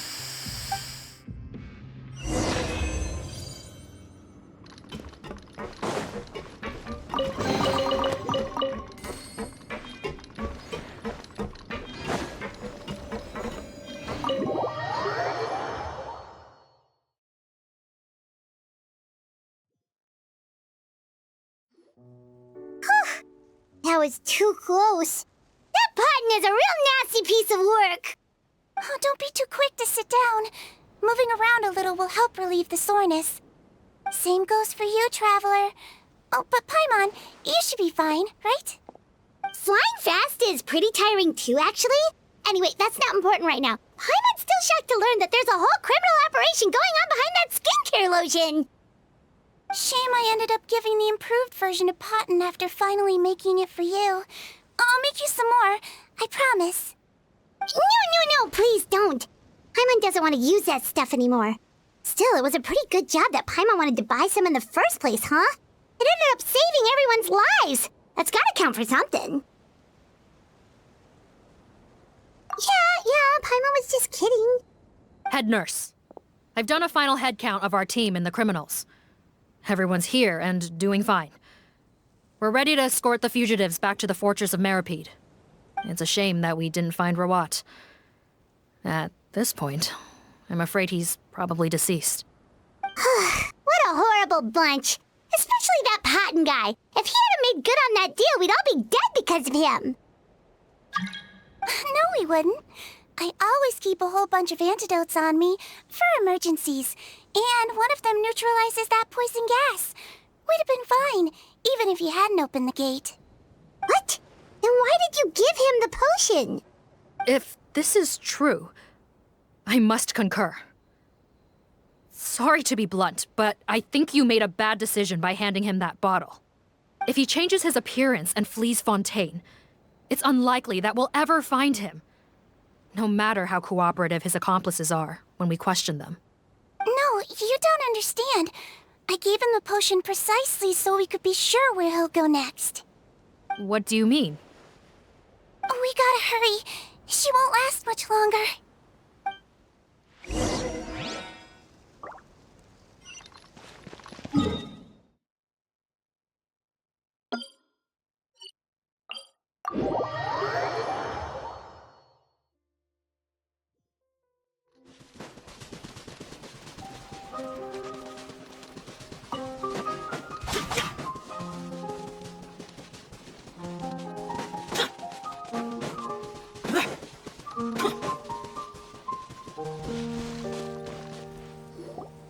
Don't move a muscle.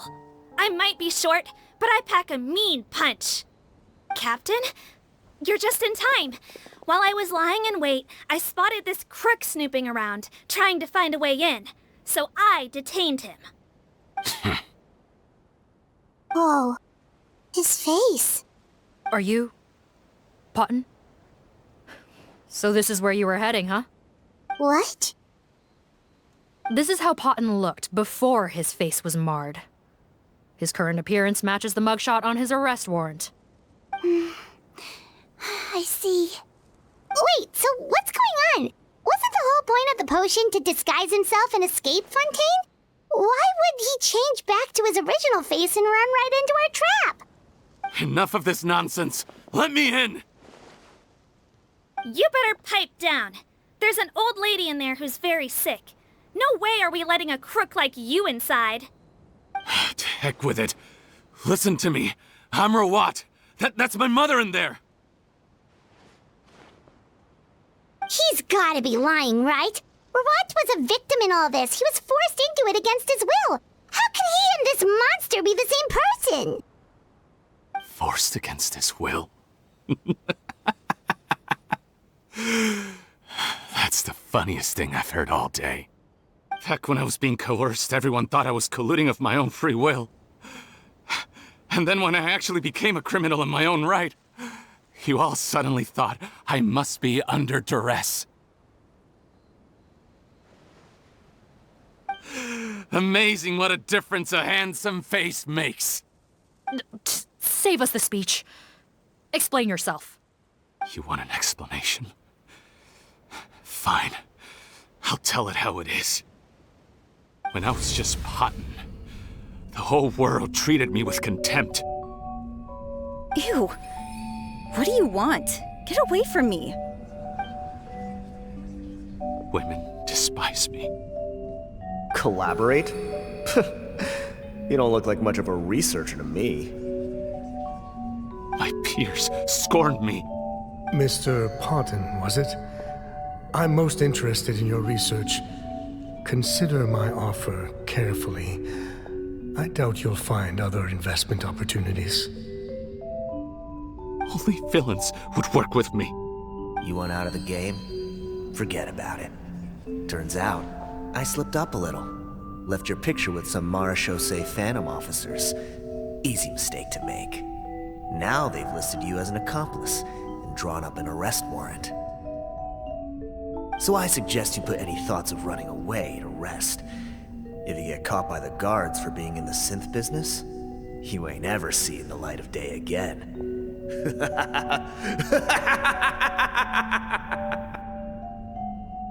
There was no way out for me. Until I could stop being Patton. Mr. Rawat, I have something I'd like to tell you. I became popular with women. This new potion you developed is fascinating. Genius, in fact. Would you consider working with me? I'd be happy to sign a licensing agreement. My peers looked up to me. I'm very interested in your research, sir. You must no doubt have offers from countless investors, so far be it from me to ask for a full collaboration, per se. I merely wanted to express my interest. No pressure at all, naturally. And the villains even began to fear me. Becoming Rawat showed me what a superficial world we live in. But I did not hold a grudge. After all, this superficiality could be made to work in my favor. Or so I thought. But alas, the world seemed bent on finding a reason to make me despise it. Mother, I'm back. How are you doing? Who are you? I bought the best medicine Mora could buy, but nothing would cure her illness. In the end, I hoped she'd at least be able to see her son one last time before she passed, but when everyone else rejected me, the only person who cared about me was my mother. Then, when I became a rising star in the Fontaine Research Institute, I was unrecognizable to her. I have to let her see me again. Even if it means donning my own wretched, ugly face. Well, is that enough explaining for you? Now do you understand? Let me inside already! Have you ever considered if you'll even be able to look your mother in the eyes after what you've done? You found a way to completely change your identity. You could easily have escaped from them. But no, you chose to keep working with them. Why would I want to give up on such a lucrative business? The profits were dozens of times that of the synth business, and it was all above board.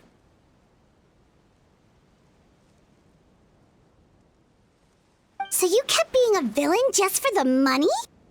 Villain? By what standard? Is doing evil deeds really what makes someone a villain in your eyes? Or does it all come down to the way they look? None of you saw a villain when I was wearing my other face, did you? You have no right to judge me! You're all just fake people living in a hypocritical world! I regret nothing! My mother would understand! You're a villain to the core! But especially that tongue! Honestly, I don't see a villain when I look at your current face either. Don't humor me. You don't seem surprised by my confession in the least.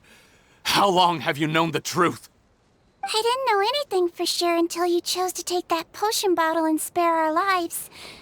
But if you're asking when I started suspecting you, it was the first time you came to see me at the infirmary. I had to confirm my suspicions. That's why I chose to join this investigation. Are you kidding me? A young, promising researcher and a wretched criminal? What on earth gave you the idea that they could be one and the same person? Well, there were no visual clues. This potion's face-changing effects are very powerful. Even as a Melusine, I couldn't see through the disguise. But I believe I understand humanity a little better than most of my kind. Humans have certain fundamental qualities that do not change with their appearance. Fundamental qualities, huh? So you think you're the one who's seen through me, do you? Most people probably don't know this, but I think I can guess what your deal is. Melazine constitutions are very close to that of water, so it stands to reason that the potion should work on them too. You used it yourself, didn't you? That's why you have a human appearance. Sijwin? Yes, you're right.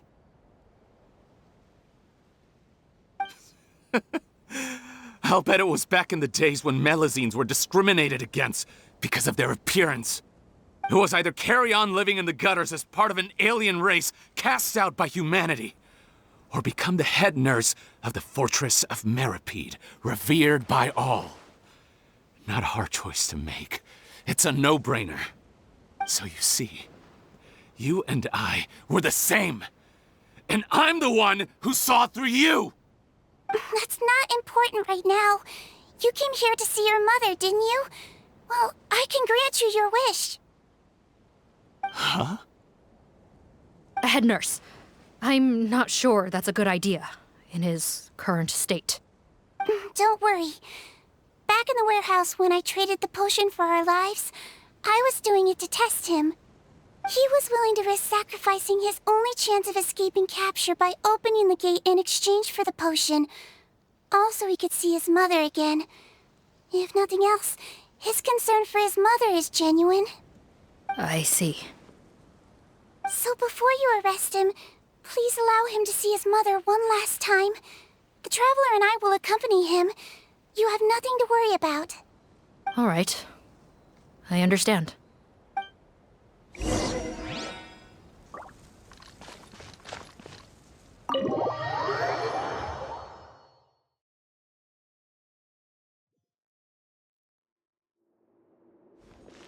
Mom? It's me, Potton, your son. You recognize me now, don't you? Mom, what's wrong? I'm sorry, but I have some bad news. I examined your mother last time we were here, and it appears that due to her prolonged fever, she's lost her eyesight. What? Your appearance no longer has any bearing on her ability to recognize you. But there are always other ways to remind our loved ones who we are. Wouldn't you say? No, it can't be. Please, Mom, open your eyes. It's me, your son, Potton. If you really can't see my face, then here, take my hand. Tell me you feel your son's hand. I've done so much to get to this point. Please, you have to recognize me. No. The temperature of his palm must have changed. I'm sorry. It seems I couldn't bring him back to you after all.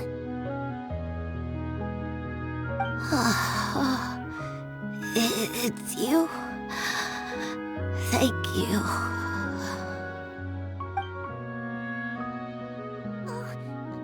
Of course.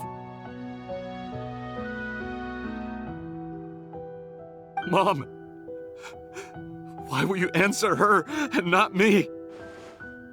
Why? No more questions, Potton. She's gone. Mom?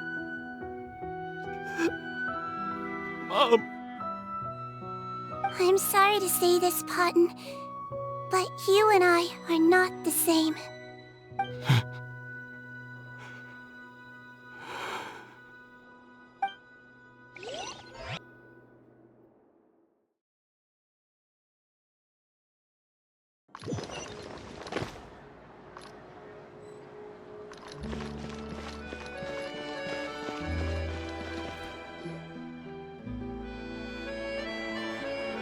The wait is over, everyone!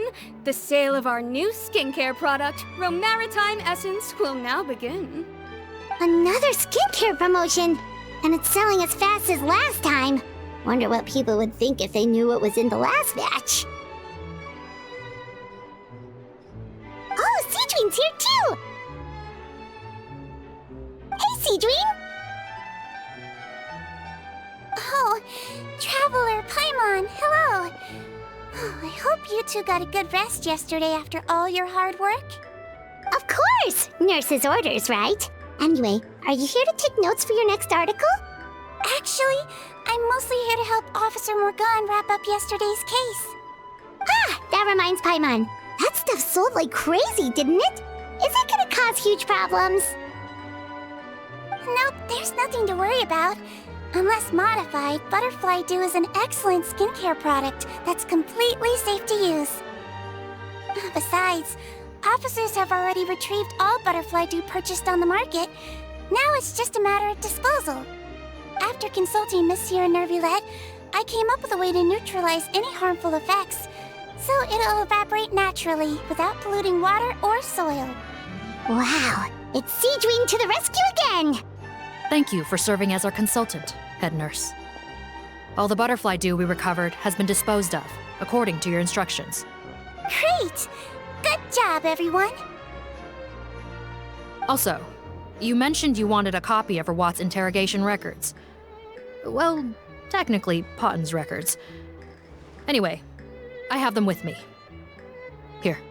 After he saw his mother for the last time, it was like all his mental defenses came crashing down. He put up no resistance during the interrogation and answered all our questions. We learned a lot. Apparently, the formula was something he discovered by chance while helping the criminal gang produce synth.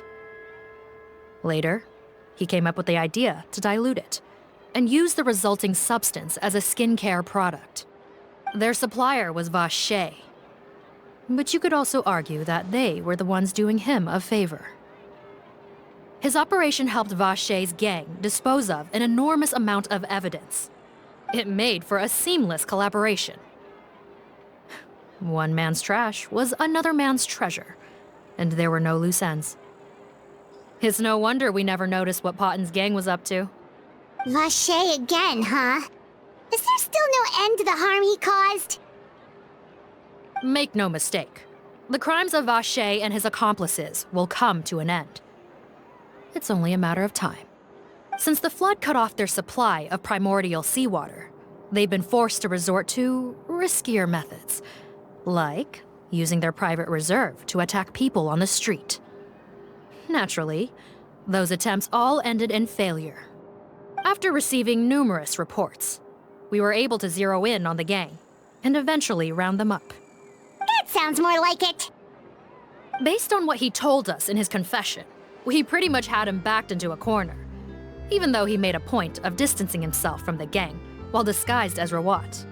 He tried to throw us off his tail by reporting his accomplices, giving him enough time to transform back into Potten and see his mother one last time. But there was one thing he hadn't anticipated.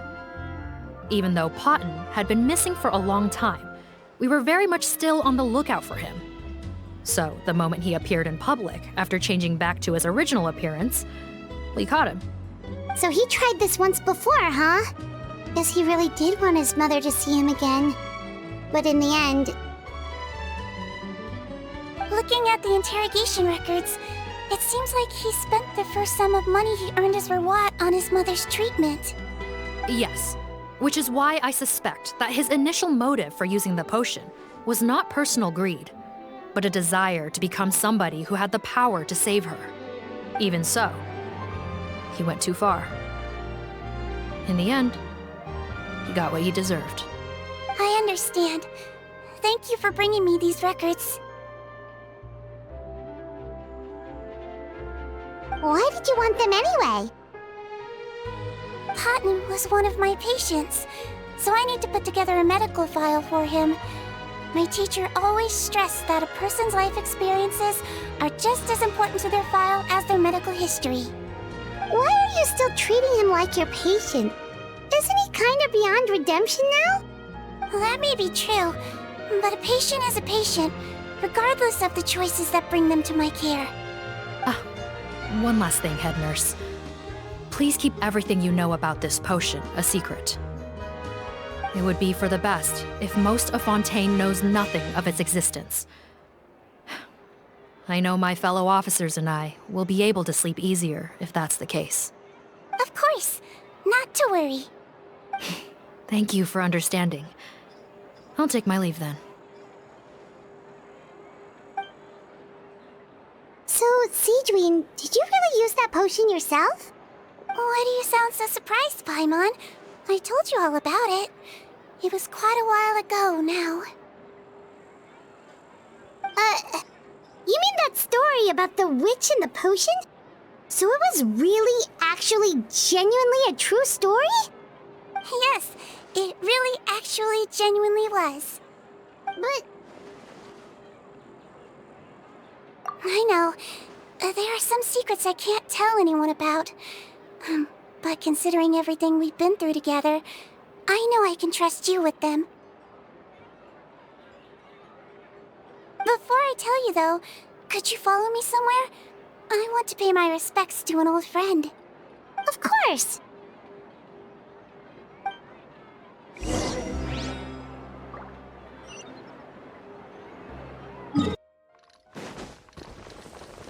Useless!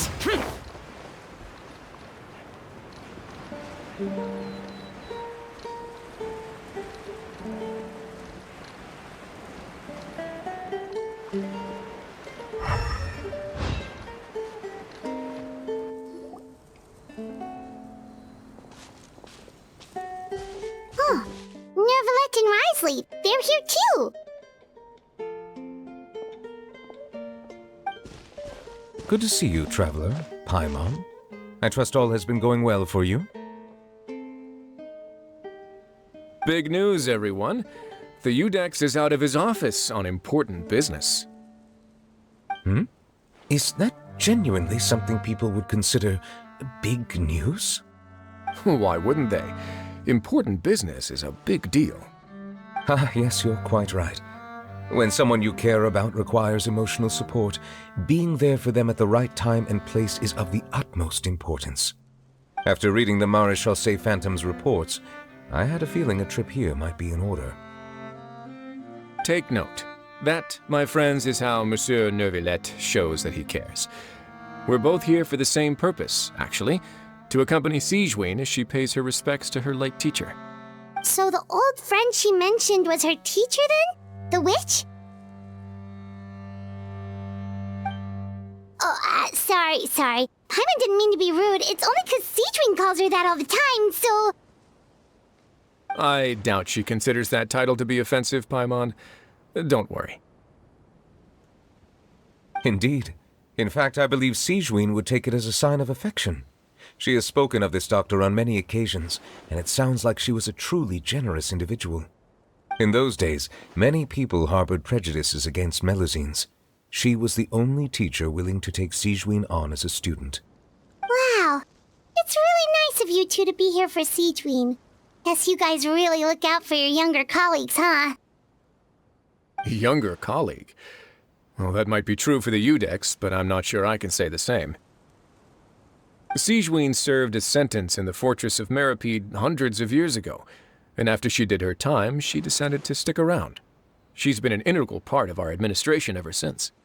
Strictly speaking, the head nurse has been around longer than most people in the fortress, myself included. Pretty sure that makes me the younger colleague. She served a sentence? Yes. Long before I became Udex, there was an ancient law in Fontaine that prohibited any attempt to transform another species into a human.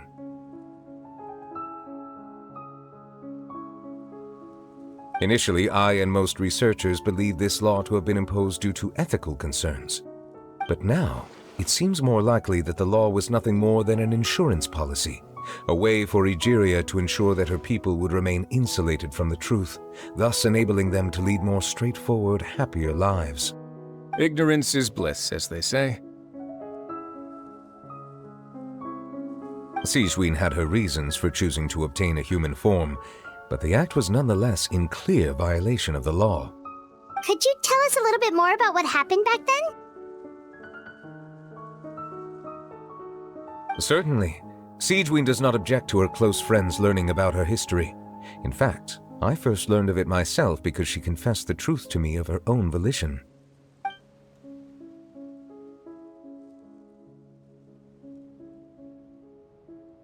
Even with their daughter so ill, they kicked you out? Stubborn as always. And prejudice isn't a disease I can cure either.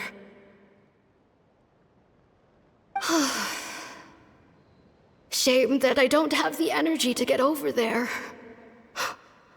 You're laughable, you old witch.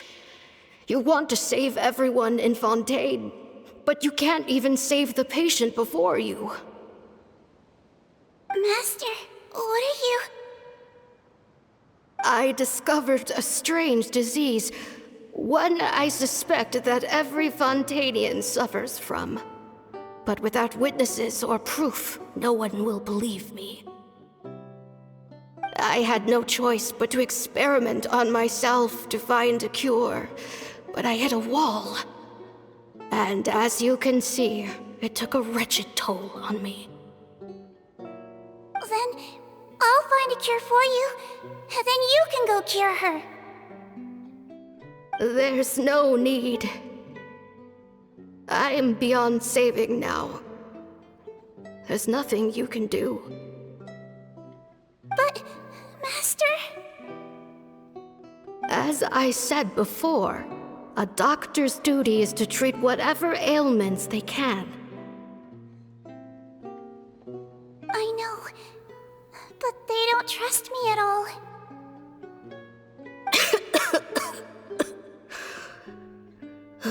That girl. She's your first ever patient, isn't she? Tell me, what cost are you willing to bear to see her cured? I'll do whatever it takes. Even if it means breaking the law and being punished for it? As long as I don't hurt anyone, yes.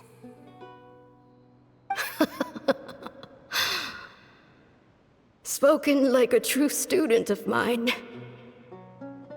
Then I shall make one more final gamble. And see my experiment through to its end. Leave me for now, and come back in 2 hours. If I am able to work this miracle, then I will have found a way to save all Fontanians, and I shall be able to help you treat that girl. If not, then it means there is one more disease in this world that I cannot treat. In that case, do not come looking for me. I will leave you a parting gift.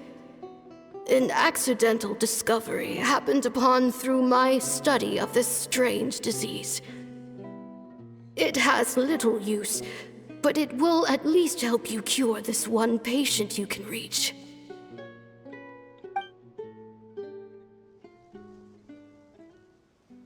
When Sijwin returned, the miracle had not occurred.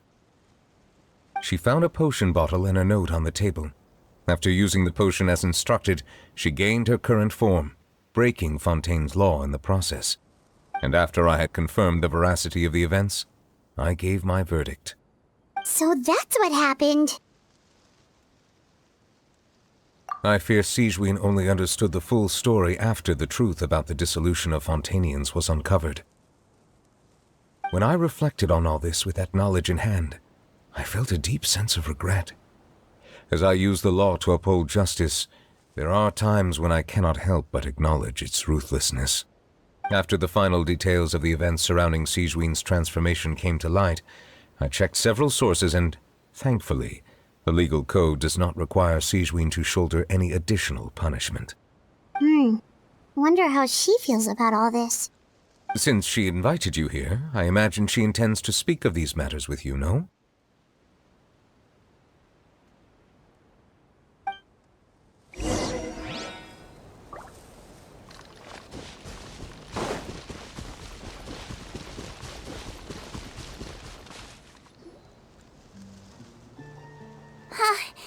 You're here.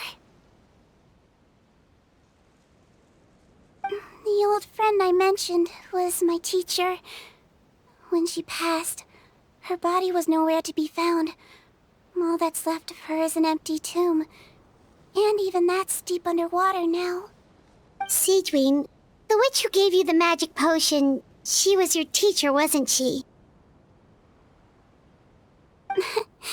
Sounds like Monsieur Neuvillette filled you in. After learning the truth, it must have been hard to process, huh? Well, to be honest, after I realized what really happened that night, my first thought was that it kinda made sense. It seemed exactly like the sort of thing she would do. But she was planning to sacrifice herself and never told you! That's just who she was. If lying is what it took to get a kid to take their medicine, then that's what she'd do. Alright, but why did you turn yourself in? I broke the law, simple as that. My teacher made her choice, and I made mine. True. It's just the way Potton framed it when he was asking you all those questions, it made Paimon really mad. You're not like him at all, and everything Neuvillette said confirms that. And yet, you were still convicted and thrown in prison. It just feels so unfair. Unfair? I happen to think just the opposite. If I hadn't served that time, I'm not sure I would have been able to stay strong when he was questioning me. What makes you say that? I knew you'd be curious. Let me tell you a story.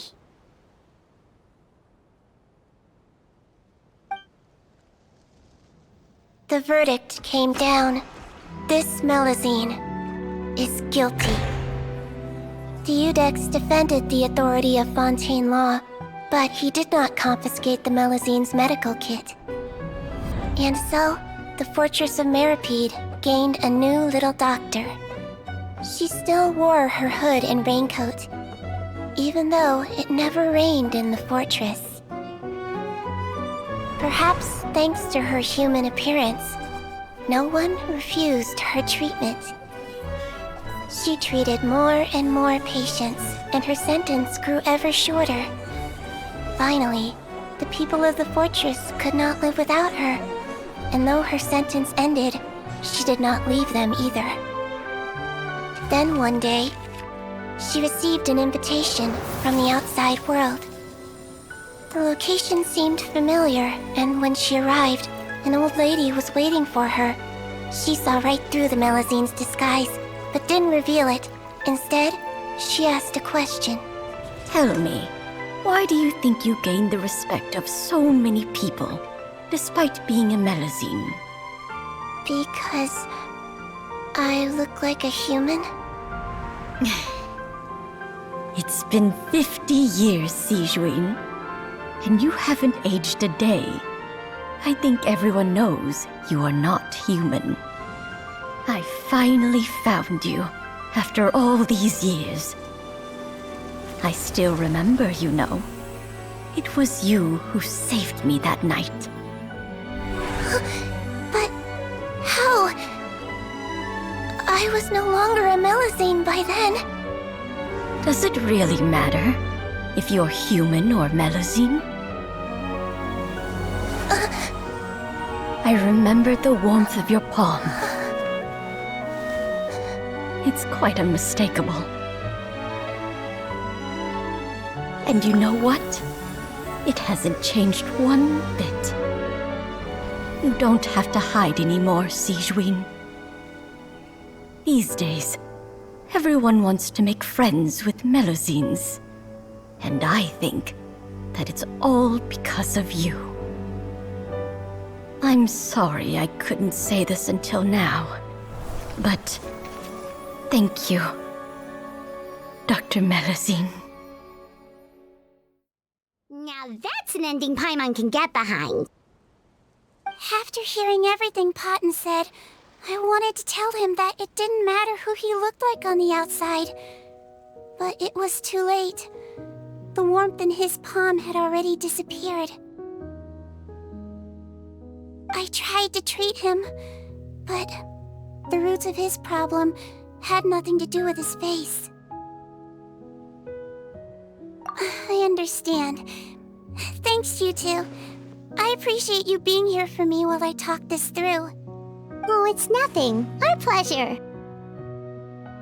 Oh, there's one more reason I invited you here. It's about time I finally give you what I promised. In order to restore the appearances of the face-swapping victims, the Marechaussee Phantom gave me special permission to make a few bottles of that potion. And I made one extra just for you two. We don't need it though. Shouldn't we destroy it? Well, even if you chose to destroy it, I still thought I should give it to you first. You two did so much for me. How could I break my promise? Well, fair enough, but anyway, Paimon's definitely not interested in this stuff anymore. Still, if this is the very last bottle in all of Teyvat, getting rid of it would feel like kind of a waste. Maybe we can give it a special meaning somehow. Oh, Paimon's got it! Melusine physiology wasn't affected by the Great Flood, right? So that means the potion should have a permanent effect on you. In that case, what do you say, Sijwin? Ever thought about transforming back to the way you used to look? After all, from a Melusine point of view, Paimon bets Melusines look the cutest of all! Paimon, after everything, do you really think it matters whether I'm Melusine or a human? Well... What was Paimon thinking? You made up your mind a long time ago! Yeah, let's just destroy this thing. Leave it to me.